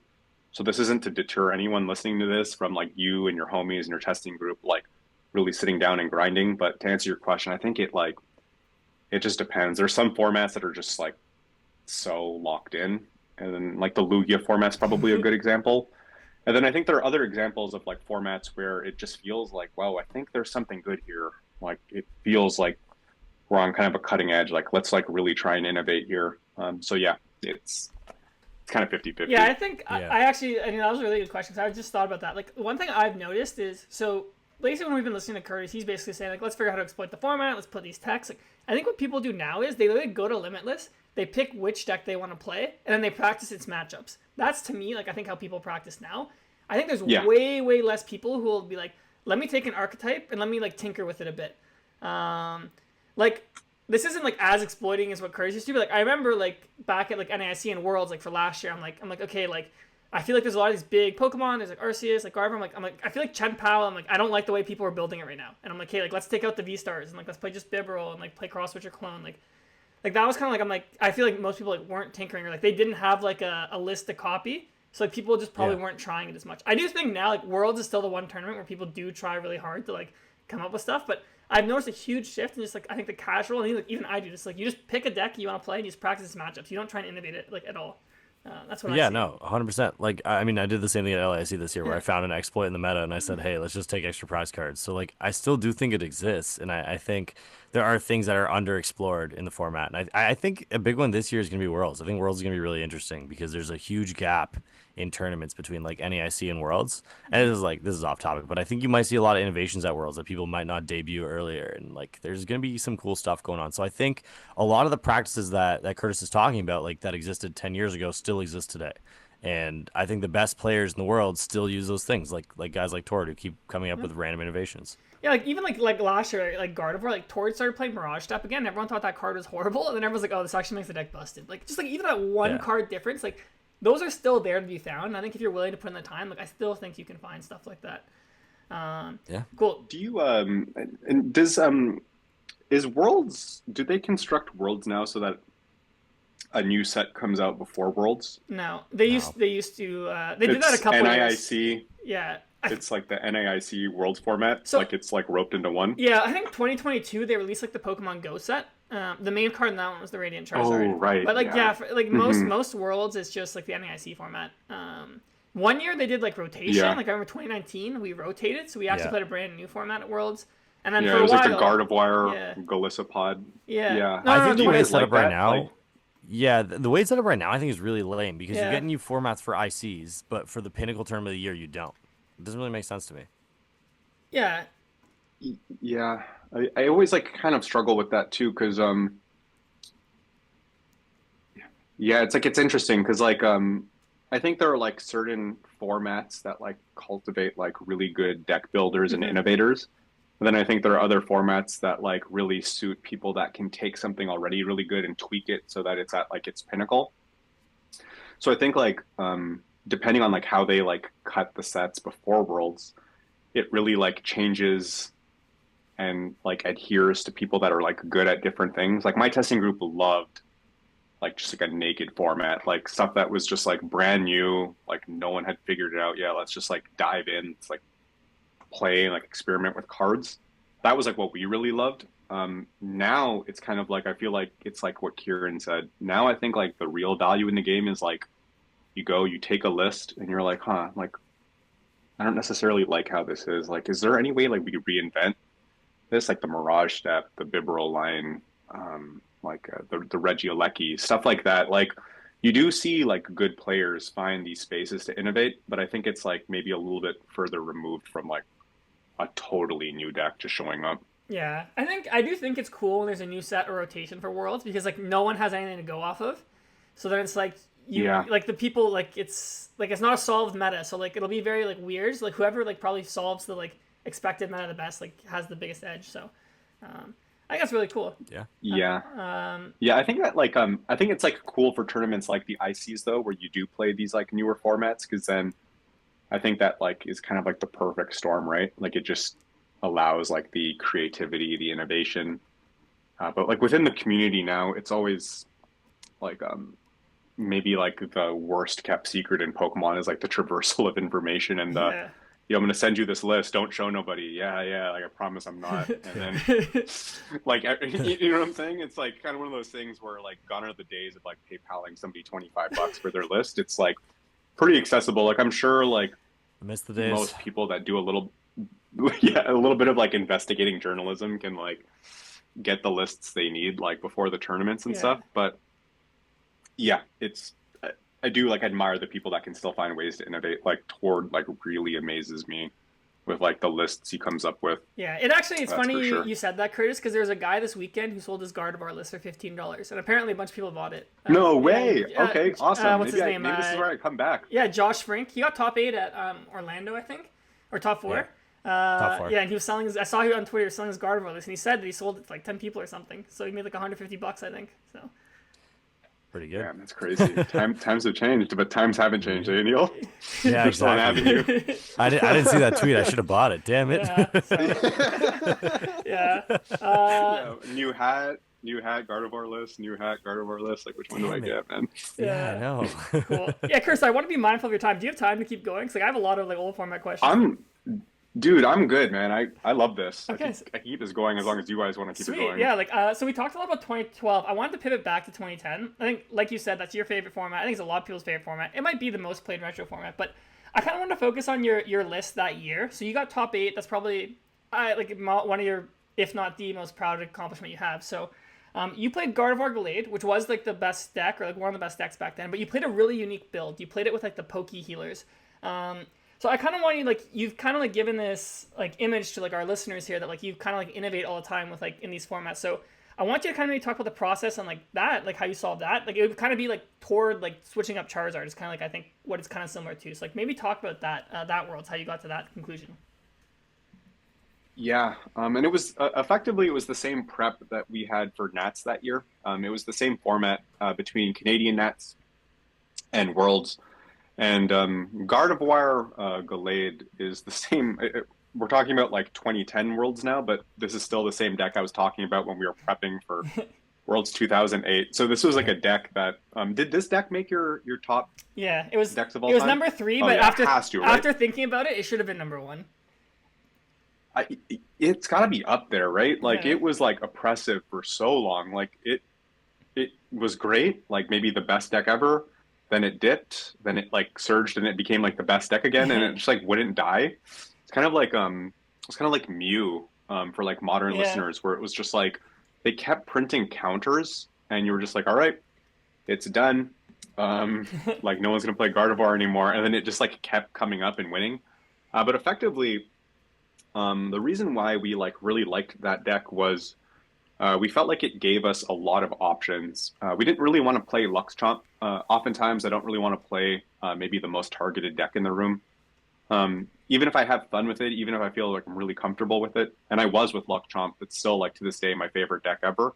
But I just knew heading into that Nats, everyone was just going to play something that like hard hated that deck. And so when we would play and we would prepare for like these like smaller like beat stick decks like Lux Chomp, I'm gonna just throw a bunch of other names here for the audience, but like a Gyarados, Jump Pluff, stuff like this. We felt like Gardevoir as a concept had enough tools to deal with it. The problem is that like the locking ability of Gardevoir was very oppressive. Like I mentioned earlier, there wasn't very much like raw draw. You couldn't discard your hand and draw 7, so you really needed to stockpile your hand. Yeah, just to explain to people who are listening, Gardevoir's ability was using a supporter in your opponent's discard and use it as the effect, and you could still play your own supporter. And its attack was 60 damage, and your opponent can't use abilities next turn. So yeah. Your audience is like 60 damage on the stage too. No, I'm good. But at the time that was amazing. It's like funny hearing that now, right? Because we're talking about like Charizard off the rip doing 180 with like no price. It would just be kind of funny to watch like a Gardevoir deck from back in the day like try and compete with like modern decks now. Like you would like in 3 turns, like you wouldn't last 3 turns. But so this Gardevoir deck with like cards that exist today like Judge and stuff. Like a quick Judge, a Psychic Lock from Gardevoir, and effectively you could like oftentimes like really oppress your opponent from like playing the game, even if they took like massive prize leads, which was part of the fun of it. But what my group kind of discovered, and it was BDA, who was a player in the West Coast at the time, he'd kind of come up with the idea when like he was playing Lux Chomp when we were playing Gardevoir that oftentimes we fell into these like situations where we were just like a little bit of damage short, where like if like a well-trained Lux Chop player could maneuver his damage in such a way that like even while we were oppressing them, they could accumulate enough damage on board that like it really wouldn't matter for us. They would just like have their 6 prizes on board. And so what we thought was like, is there any way to like just do bulk healing? And then we like went through kind of like the like your bulk box, and we're like, well, Poke Healer Plus, we're like, I don't know, this is kind of sketchy. But in conjunction with Gardevoir's power, like Ciaran just mentioned, where you can effectively use 2 supporters a turn, we found that it was actually like a pretty reliable way of like not only oppressing the lock, but you don't need to use it a lot of times. And sorry for the audience, it was kind of similar to like cross receivers or cross switchers. Yeah, where it's a trainer, you play 2 at one time, and then effectively it heals 80 off your active. So we would do it in a certain way where they would accumulate this damage, think they have game on board. We would Poke Healer, maneuver our board, and they were just like checkmated. And it was kind of like the ultimate checkmate card, but it facilitated a lot of matchups. Gardevoir Mirror was a big one where there is an Azelf card that effectively removes your weaknesses. And so now you're just trading 60, 60, 60, 60. But if you like use a Poke Healer, you effectively negate their attack, and now you have the tempo. And so there were a ton of matchups. But what we realized heading into that tournament was this list was perfect for literally beating everything. But we took a significant hit against a Gengar deck at the time. The Gengar deck effectively existed so that you could block your opponent from using trainer cards. It was a hit and run style deck. There was a Dawn Fan deck. I'm trying to think if there was like a more modern example. Ciaran or Aneil, can you think of like a hit and run style deck? Like it's so hard now because we have like Guzma and like Boss's Orders. I can't think of like if you played expanded, like maybe Excelgor, like maybe like 5 years ago, but yeah. There hasn't been. Yeah, in any since. case, it was a Gengar. Yeah, it sucks because that kind of style of deck is always like I love kind that of one. fun. Yeah, like the wall. It's cool. Yeah, it is. Like once you build that like kind of an impenetrable fortress, you're just like, oh, you're cooked. Like you know what I mean? Yeah. Like you just can see the writing on cooked. the board. Yeah. But that Gengar like effectively was a hidden style run deck that would switch into a card that couldn't let you use trainers. And now effectively I just added 4 like dead cards to my deck in an already hard matchup. And so I knew coming into that tournament I was going to be great against everything, but like really poor against this Gengar deck. But we didn't really expect it to come in groves. Turns out, like if you look back at the historical data, top 4 was 3 Gardevoirs and a Gengar deck. So he just like ripped through like top 4, just like whoop. It was like, almost like a free Nationals win for Adam. And then, so that this isn't, hopefully that answered your question, how we were able to find kind of like Poke Healers and innovate in that space. But the real irony here is we had such success with that deck that I was like, we don't need to do anything. Like this is like, I'm locking it in, I'm playing it at Worlds. I just need to like refine my mind map and like really lock in and practicing it. Come to Worlds, top 8, go up against the Gengar deck. So kind of the ongoing joke is like the Gengar deck just like costed me just like a ton of money and fame, but it is what it is. Yeah, that's funny. Because you would have faced Lux Chomp in top 4, and you would have faced Pramot and Mirror in the finals. And like you also played Nido Queen, which is like really good in that matchup that he didn't play. So. Yeah, and so earlier the story I told that was like purely heartbreaking on somebody not showing up and me not getting like a top 32 to like play out like my Magnabore deck. Mm-hmm. It was equally as heartbreaking in 2010. So I win my top 16 game, so I know I'm moving on to top 8. And I'm either playing Yamato or Frank Diaz. Yamato's playing Lux Chomp, so I'm obviously rooting for him, not only because it's like, dude, you get to play Yamato at top 8 at Worlds, like, bruh, like, you know what I mean? Like anybody coming up, it'd be like Anthony Edwards like going up against like LeBron, right? Like that's like kind of your dream scenario. And so like Yamato top 8, this is like everything I've always wanted. And he's playing Lux Chomp, and he's against Frank Diaz, who's still a player to this date, very good, one of the like better players I've ever played against. And he's playing the Gengar deck, so I'm like, all right, let's just like cross our fingers, hope he loses. It goes to time. It's going to sudden death. And so for those that are unaware, like Lux Chomp and sudden death, that's a win. It's like Roaring Moon and sudden death almost. Basically. Yeah, exactly. So we're taking like this like very slow lock style deck versus a very fast deck and a best of one prize. I'm like already high-fiving the gang. I'm like, we got this. Like, we're going on top 8. Me and Yamato, Luxchamp. I'm very, very confident in this matchup. Like, I got this. Like, I can't believe it. Like, I finally got a Pikachu trophy. Maybe I get a deck printed. Like, all this cool stuff. I'm counting my chickens before they hatch. And then, obviously, I've spoiled the surprise. Gengar somehow wins. So it turns out that like Yamato flips up his card, Frank flips up his card, Frank's going first. At the time, there was a card that existed called Unknown Q, and it purely existed to reduce the retreat cost of your Pokemon by 1, which was a big deal back then. It's attacked as 1 for 20. It's also weak to Psychic. So Frank donked Yamato's like lone Unknown Q with his Unknown Q, and not his Unknown. It might have been like a Uxie, I think. something Uxie. it's like, or Uxie, yeah. Like there was something in Frank's deck that like just straight up popped it. And I was like, oh, dang, you got to be like effing kidding me. I can't believe this is like, this is how it all comes crashing down. Frank beat me in like 15 minutes. Like it was fast, like it was bad. And I was just like, dang. Like, and so, you know, like you think back to like heartbreak moments. I'm just like, dang, there was like 2 pivotal moments there that like, I kind of think back on as like ways that like, you know, who could have known, but as is life. Yeah, it's so funny. Like, yeah, I think that format's like so fun. Like to all our listeners, I think we talked about before. Like, go try this format. There's literally, like Curtis said earlier, like there's like 30 to 50 decks you can build. And the great thing with playing old format is like you don't have to like play like a tier 3 deck against tier 1. Like you can pick the matchups. So if you want to have like fun decks, you can play them against each other. So yeah, Kurt, one other thing I wanted to ask you about.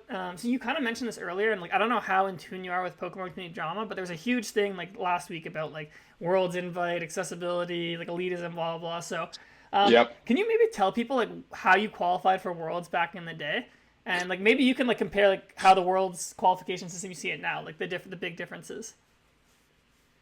Man, the Worlds like qualifying back in the day was nuts. Like I want like modern listeners to like really appreciate like the way things are now because it was brutal.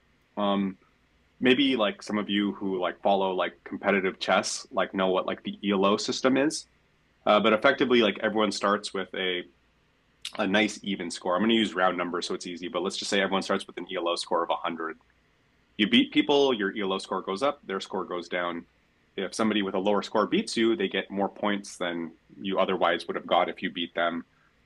So how people used to get a Worlds invite was based on an ELO system, which really cultivated for like poor like tournament experiences. I have vivid memories of like me going to regionals, and because like my ELO was so high, I might lose a game and I would have to win 5 games like in a row to just like equate to that like one loss just to preserve some ranking.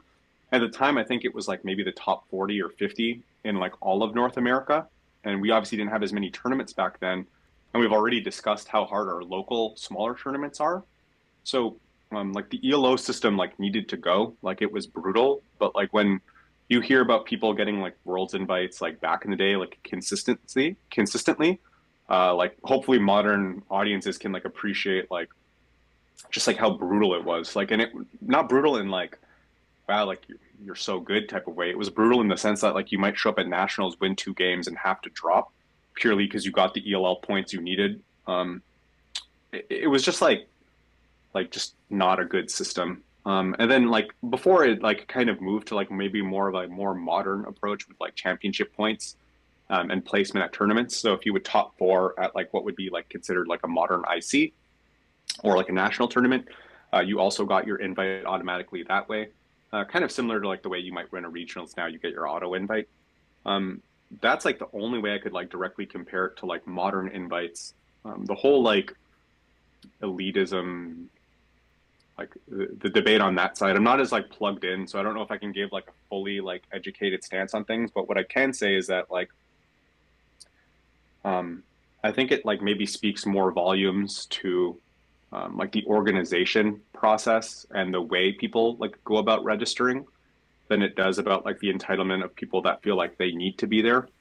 Because I think like the one thing people maybe like need to get out of their heads is like, this isn't like the NBA, this isn't the World Cup. Like there is like a certain level of people that like want to show up and like watch certain people play, but it's like not that serious. Like no one's going to lose sleep over like a certain player not being at an IC. The sooner people like get that through their heads, like the sooner like we can all move on with this debate. Yeah.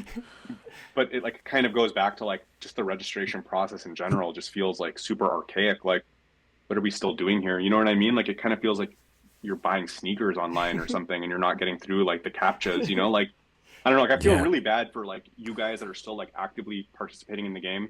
And I hear about all this stuff where it's like, dude, I missed it on the second wave. I'm like, what? Like, Yeah. really? Like, oh man, that like breaks my heart because like I know how hard you're working towards this type of thing. And I don't know.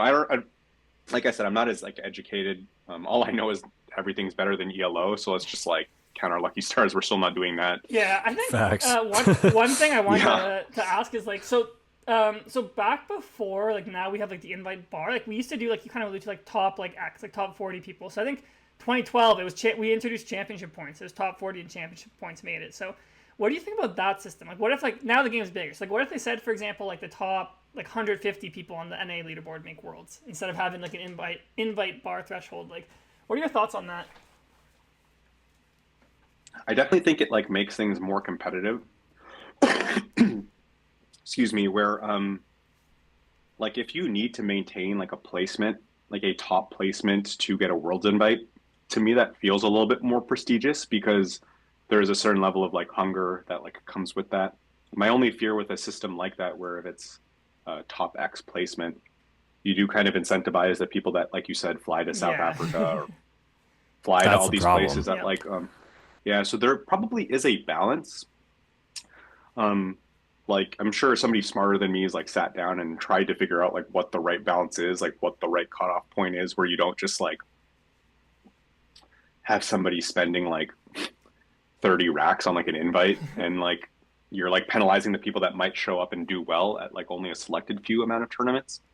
So I don't know. Like I guess like I don't have like a good enough answer of like how to fix things, but um I don't know. Like I kind of like the whole like day one, day two worlds thing. I almost like wonder if there's like an avenue where like that's the middle ground. Like those top X placements are just for the day two invites. And then everyone just like enters the Shark Tank and like dukes it out to see who like makes it to day two. Um, that felt like a decent middle ground. Obviously now it's a little bit different with like the buy system. I don't know. Like Pokemon's like a funny game, right? Because like it's been around for so long, but it's only really like had its rocket ship moment like within the last couple of years. So it's still like a very much like game in its infant stages. Like you don't have like the Magic the Gathering historic events where like they figured out this system, like they figured out how to properly like distribute like worlds invites and keep this like insane scale. Pokemon's like it's like growing. Like the only way I can describe it, it's almost like a child that's like learned to run before it can walk, and it's just like crashing through walls at this point because like the game is just like exploded. But I think like Pokemon as a company is still trying to figure out like, do we keep expanding? Like, do we keep pushing this to see how big it can be, or do we like contract it a little bit and like make it a little bit more like exclusive as far as like worlds goes? There's a lot. There's like a lot of like different talking points on this topic. It's Yeah. That's how interesting. we felt as well. We did a video on it. We felt the same way. Like there's a lot of different like different talking points, different perspectives you can take that like drastically change what you want to see out of it. Like I mean, I don't know. Like, how much bigger can you really get? And we've had this conversation, but I mean, you're right. Like, it kind of they seem a little bit like think about when Pokemon Go released in 2016, and there were drowsies everywhere. They had no idea what the hell was going on because the game just came out. They just didn't know how to control it. Like, that's kind Yeah. of what I think about. Like, it just feels like it's just it's a little bit farther than what they expected at this point. So I think you hit it spot on right there. And I think there is like that ripple effect. Like if anybody's thrown like a rock in a pond, you see it start to ripple. Where the bigger the game like conceptually gets, the bigger the audience like eventually reaches. Where I've got friends that have like never paid attention to Pokemon cards, even when like I was like really in the thick of it, and they'll like send me a screenshot of like the YouTube algorithm like pointing them towards like the live stream of a tournament, being like, "Yo, should I watch this?" And I'm like, I mean, I'd rather you watch the VGC. It'll make a little bit more sense as far as Yeah. like the laser beams and like the fire blast going on versus like TCG. But like to that point, I think like the bigger it gets, and when you start to see the viewership and like not like to get like super big data y, but like if it starts to like reach a wider audience, there are people that are going to be like, hey, do I pick this up? I just think as like a game, um, I think with like VGC, it's like a far more accessible experience where like anybody can sit down and like conceptually look at a screen going, well, that like Pokemon's HP is like starting to dissipate. Obviously, this one's winning. TCG, it's like you really have to like kind of be in the know to like understand like what's going on, at least even conceptually. And I think the casters try and do a good job of like making sure it's as inclusive as possible, like newer audiences. Um, but yeah, to your point, I think like how much bigger can the game get? I just think that like as it grows, like as does like its influence and as does its footprint. So it's like it's really interesting. Like it'd be interesting if like they invented a way to like just go to sleep, wake up in like 10 years and be like, whoa, what the heck? World's had like 3,000 people? This is crazy. Yeah, I think. man. Elon. Oh, what were you gonna say? No. It was a bad joke. You guys go Okay, ahead. good. I was just saying, like, I think one thing that people were saying with this whole world thing is like that world is like really big now, and like worlds used to be small when you played. And someone made Yeah. like a good point to me. It's like, well, like the player base is like 4 or 5 times what it is now, so it makes sense that worlds is scaled. So, like, do you think it makes worlds less prestigious, or do you think it's like cool that like now that we've reached like big worlds? I think Worlds is always going to be prestigious. Like, regardless if you had a 4-person tournament or if you had a 4,000-person tournament, Worlds is still like we've all like lived in the game. Worlds is like our apex. Like that is like what we set out to do. That's like what we set out to win. We want our decks printed. We want the Pikachu trophy. We want the card. We want it all. Like we want the accolades. We want our name on that Hall of Fame infographic that plays at every Worlds. Like we want it. And I think like no matter how big you make the game or how big you make Worlds, like it doesn't change everyone's end goal, and it shouldn't. When I was coming up, Worlds felt really prestigious because of how exclusive it was. So like I remember in 2009, which was like my first like official year. At the time, they had a tournament that was like brutal. It was called the Grinder. I don't know what the official name for it was, but the community used to call it the Grinder, Yeah, the which last chance I qualifier, guess by right? modern standards is the name of a dating application. But so like we had this tournament called the Grinder, and it was like crazy because what it was they gave out like I think 8 more Worlds invites, but anyone could show up in the world. So you would have this like 1,000-person tournament, and it was single elimination up until you got to like the final 8. So if you had a room of like, let's just say like 1,000 people, it'd be like round 1. Now we're down to 500. Round 2. Now we're down to 250. And it just felt like you were in like the Hunger Games, like honestly. And I remember we showed up at, man, I hope no one clips this, but yeah, I showed up at the Grinder that year, and I made it to like I'm in like the last 16 right now, right? It's like me, my winning in to get Worlds. I ended up losing, and like this was at like 2 a.m. Like it's like how long this day was, and so there is like that element of like because it was so exclusive, you were willing to like enter like this like bloodbath of a tournament at like the expense of like your well-being and mental health to see if you could get like that last 8 spots. And I ultimately came up short, but I just like used that as like my mental memory of like how bad I wanted that exclusive Worlds invite was like it was just not a good tournament. It was just like so grimy. Yeah. What was the Yeah. word you taught me, Aneil? The one we thought was Which Buck one? T? Oh, Miss Keen. Yeah, that tournament was miskeen, like hella miskeen. Like it was just like not a good experience. So yeah, I love your it. original question was like, is World still like as prestigious? Like, yeah, I think so. Like anybody who says otherwise is lying or capping. Like it's Worlds, man. Like we all wanted it. That's like Yeah. my big thing. I like look back on is like the one thing I wish I had a chance to do. And like I'm sure it's Worlds. It's kind of like the NBA championship. Like not every player is going to win and get a ring. But we'd be lying if we said we weren't playing the game at a competitive high level. Like that's not what we're like looking to do. Yeah, 100%. Cool. So we got a really long course. I think one last question I want to ask you. So you're an old head here. So Yeah. who is the GOAT of Pokemon? Yeah.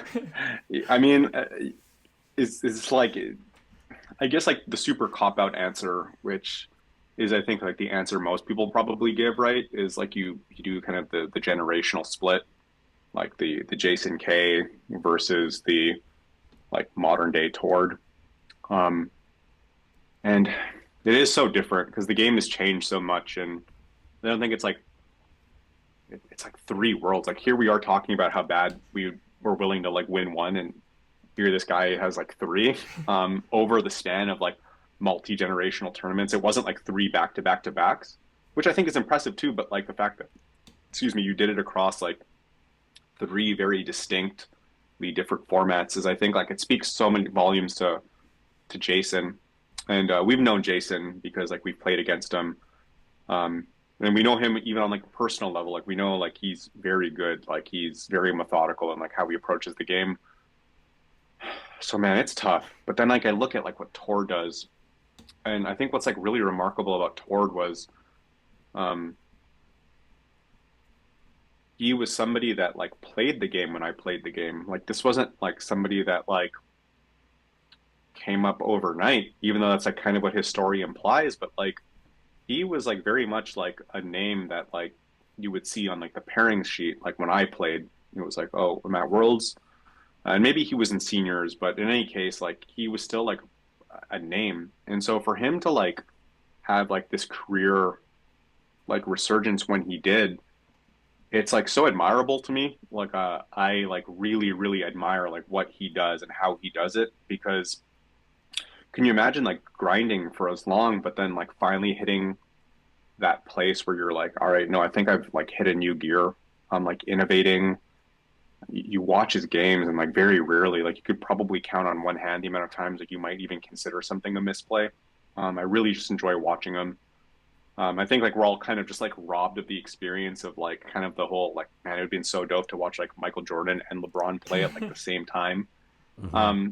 So yeah, it's hard to say. I'll stick with the cop out answer and say it's like very generational. But I think if like I had a gun to my head and I had to pick one, I think I'm like maybe a little bit more impressed by like Tord's accomplishments like overall, like a body of work and what he's been able to do over like the last like what 7 years now. I'm just like in awe of like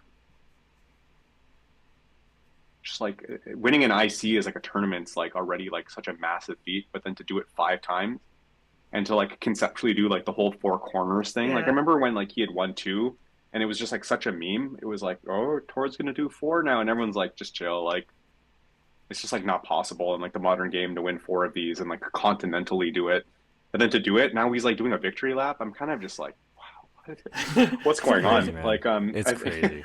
um, yeah. So I mean, like yeah, like Tord, if you watch this, I admire your game. Keep killing it, but also there is still that generational divide between like I got to rock with like the old heads and like maybe rock with like Jason for a little bit, but I think like both of like what they've been able to do is like so envious. Like I wish I could like have a resume like that, but it is what it is.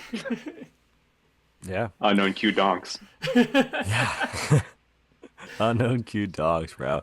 So yeah, man. Like honestly, I can say I think I can speak for Ciaran as well. This is my favorite episode we've ever done. We've done a lot of history stuff, but I think this is probably like kind of wrapping it all together to have Yeah. someone like you come on. So we're really appreciative of you taking your time.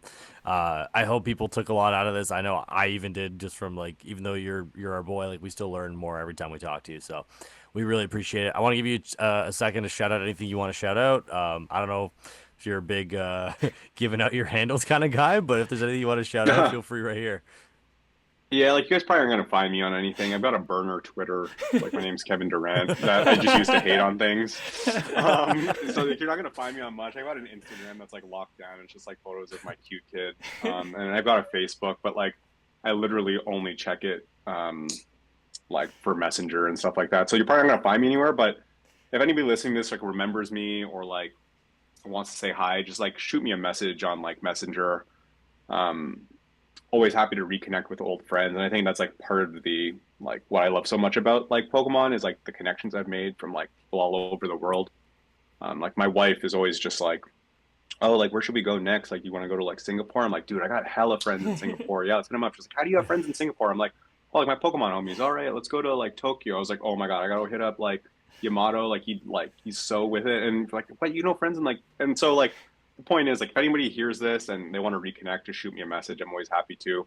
As far as like shout outs, man, like shout out to you guys. Like I had so much fun doing this. I'd be lying if I said there wasn't a little part of me now that's just like, all right, show up for like one last tournament and do like one last dance. Register for LA, just bro. talking to you guys. Come on, man. Yo, if you go to LA, I will book a Get flight the right invite on now. LA? I swear to God, I'll book a flight right now if you go to LA. Oh man, we'll see. If anything, just come to the Bay Area and just don't get bipped. But Word. Get yeah, bipped. I would say that like yeah, shout out wise, man. Like I got to shout out like the original like Lucario crew. like I'm probably gonna forget people, but like Genesis, Mr. Incognito himself, Big Buna, Matt Koo, BJ, Juan Carlos, BDA, Anthony. Ciaran, you were like a 10-day contract before Nats a couple of times, so we'll shout you out too. And then there was like the tasting crew. We call them like the baby boomers within like the Canadian space because like they just popped out of nowhere. But like Nico, Marvin, Jason, Chris Vanier, Andrew Estrada, the young goat. And then as far as like maybe like other people that I never really get a chance to shout out, we used to call ourselves Team Sheep, and I kind of forget why we called ourselves that, but it was like me, Smee, Dean, Britt, and a couple of other guys that like just like owe a lot of success to.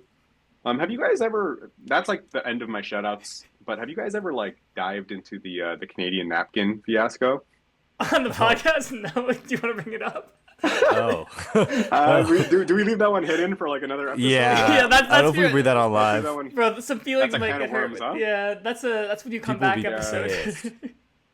Yeah. Before I go, I do have to ask you guys like where you guys stand on the whole like Drake Kendrick thing to like really So twist some knives here. I'll say like I don't really like I'm not a fan of either of the guys, so I feel like I could actually be a neutral party. I feel like Kendrick like he's cooking Drake more, but I'm like he's kind of like dodging like everything Drake throws at him. Like he's Okay. he's throwing out some heavy stuff, but like Drake is like hitting him back. He's like Kendrick's not saying anything, so Yeah. I think everyone just hates Drake too. Like I think Drake's kind of corny personally, so I think everyone just hates Drake. So like whatever Kendrick says, like we're down with Drake. But I think I'd say it's pretty evenly matched right now. But I think definitely in the like sphere of public opinion, that Kendrick's like bodying Drake right now. Yeah, so contrary to public opinion and what I would probably like, because I know the Toronto slang, so it looks like I like Drake. I don't like Drake, bro. What I will say though, I'm a big Kendrick guy. I love Kendrick. I love his music, but I will say he's dodging a lot. He's kind of doing a bit too much for me right now. I think Drake kind of kept it simple, kind of went straight for the jugular. Kendrick's been dancing around. That track was a banger. Euphoria was amazing, but. What I will say is I think he's doing a little too much right now, as much as I do want to support the boy. I think those are good takes, honestly. I'll take that back to the West Coast contingent, see what they say. And Yeah. What's your take? I honestly like, and I would say that like I'm probably more of like a Drake fan than a Kendrick fan, just because like I think the music's more digestible, and at this point in my life, I just need something simple. Like I don't need anything like super introspective that's gonna like make me question my morals or parenting tactics. So like me personally, like I rock more with like Drake's music, like just off the rip.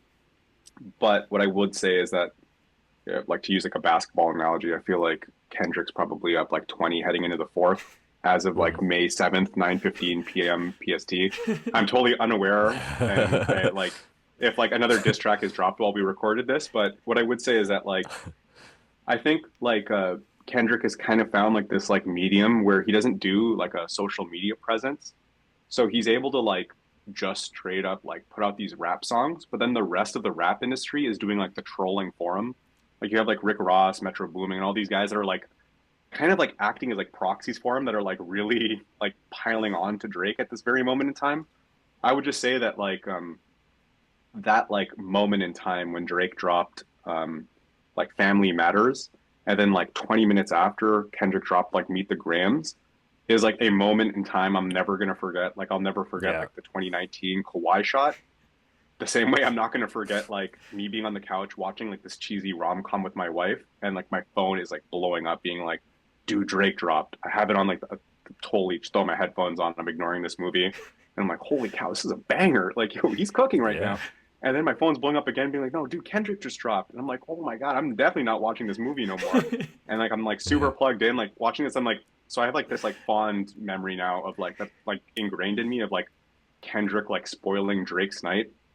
And it just was like a really eerie kind of like visceral. It felt like I was in like somebody's like therapy session. I get like heebie-jeebies like listening to that song. And I think that was the effect. So to me anyways, I have Kendrick up, but I think like kind of the writing's on the walls that like we might be done now. But like kudos to both of them. Like they both did their thing. I think like the real winner in all this was like all of us that just got like a bunch of dope music that like we can now run or bike to now. But yeah, interesting thoughts. Yeah. I think the best part that came out of it was if you guys get a chance, look at the Rick Ross videos if you haven't seen it. Just like him just roasting Drake, bro. They're so jokes. Like the stuff Yeah. this guy comes up with is like comical, man. And he says it in his Yeah. like super deep ass voice. It just makes it even funnier. Yeah. Actually, Yeah. funny story about this. Like, I was playing Mahone at Indianapolis recently. We were having a very serious match, and just like halfway through one of the games, he's like, "Oh, you're from Toronto, right?" I'm like, "Yeah." He's like, "What are your thoughts on like the Drake Kendrick beef?" Oh man. Yeah. We don't rep he's that guy, another- bro. Yeah. We don't rep Yeah, Drake. yeah, that's so I mean, it's even worse as like a Canadian that's like moved out here to California is like people just like assume I do things and like the number one thing they assume is like I'm like Drake's biggest fan. And it is kind of annoying that like Toronto is this like super rich cultural city that's got like a million and one dope things about it, but we're like known as like black or gold, paint an owl on it, and like this is Yeah. like what like we're globally known for, and it's like, oh, you're from Toronto, like yo, what's up? Like you rock with Drake, and it's like, dude, what? Come on, like ask me about like bomb Caribbean food or like Or the Raptors. like the dopest skyline in like North America, Yeah. like In the you know what I world, mean? no, Like, we I'm have the just dopest like, skyline in the world, man. You could hype it up. yeah, I would hype it up. I would do that. But like, yeah, it is kind of annoying, like when that is like what we're kind of like known Yeah. for. And I think like we kind of like brought it upon ourselves, unfortunately. Yeah, I will say, Yeah. like, even if like I don't rock with Drake that much, like he has like brought like the profile of Toronto way up. Like his marketing, like you can't deny. 100%. Like even on like the Raptors, for example, Yeah. like he brings the profile like of the team up to like casual people for sure. So Yeah, I think Yeah, I would it's agree with valuable. that. Yeah, it's valuable for Yeah. us. It put us on the map, and now we're almost too much on the map. So it's all good. We're getting there. Yeah, we've I been- think What's up? oh yeah, my bad. Go one more? um, No, you're good. We've been going on for 2 hours. I just want to give the listeners. I'm sure there's. no, this kinda is sick an of all-time this, but- classic. The listeners are gonna enjoy it. If they're Yeah. still listening, they're enjoying this, No. bro. Yeah, if you're No, still you, if you're still here, we appreciate you. The only one that are still going to be here is like my mom tuning in, maybe Nico and maybe Big Buna that have like sat through like the full 2.5. Most people got to like the 2013 controversy. They're like, okay, cool, he's good. Well, let's cut it short here. That's Yeah, so no, gross. just appreciate you guys, man. I just realized it's like probably like super late on your end. Before I go, Aneil, Arsenal, we winning the league or is City just Ooh. too much of a machine? No, I believe in you guys, man. I have my Terry Henry shirt Uh-huh. behind me in that dresser. I believe in y'all. Okay, I will let's always go. believe. Terry Henry's my favorite This- footballer of all time until Marco Royce Yeah, yeah. appeared. Bro, Okay. that's the dog. I believe.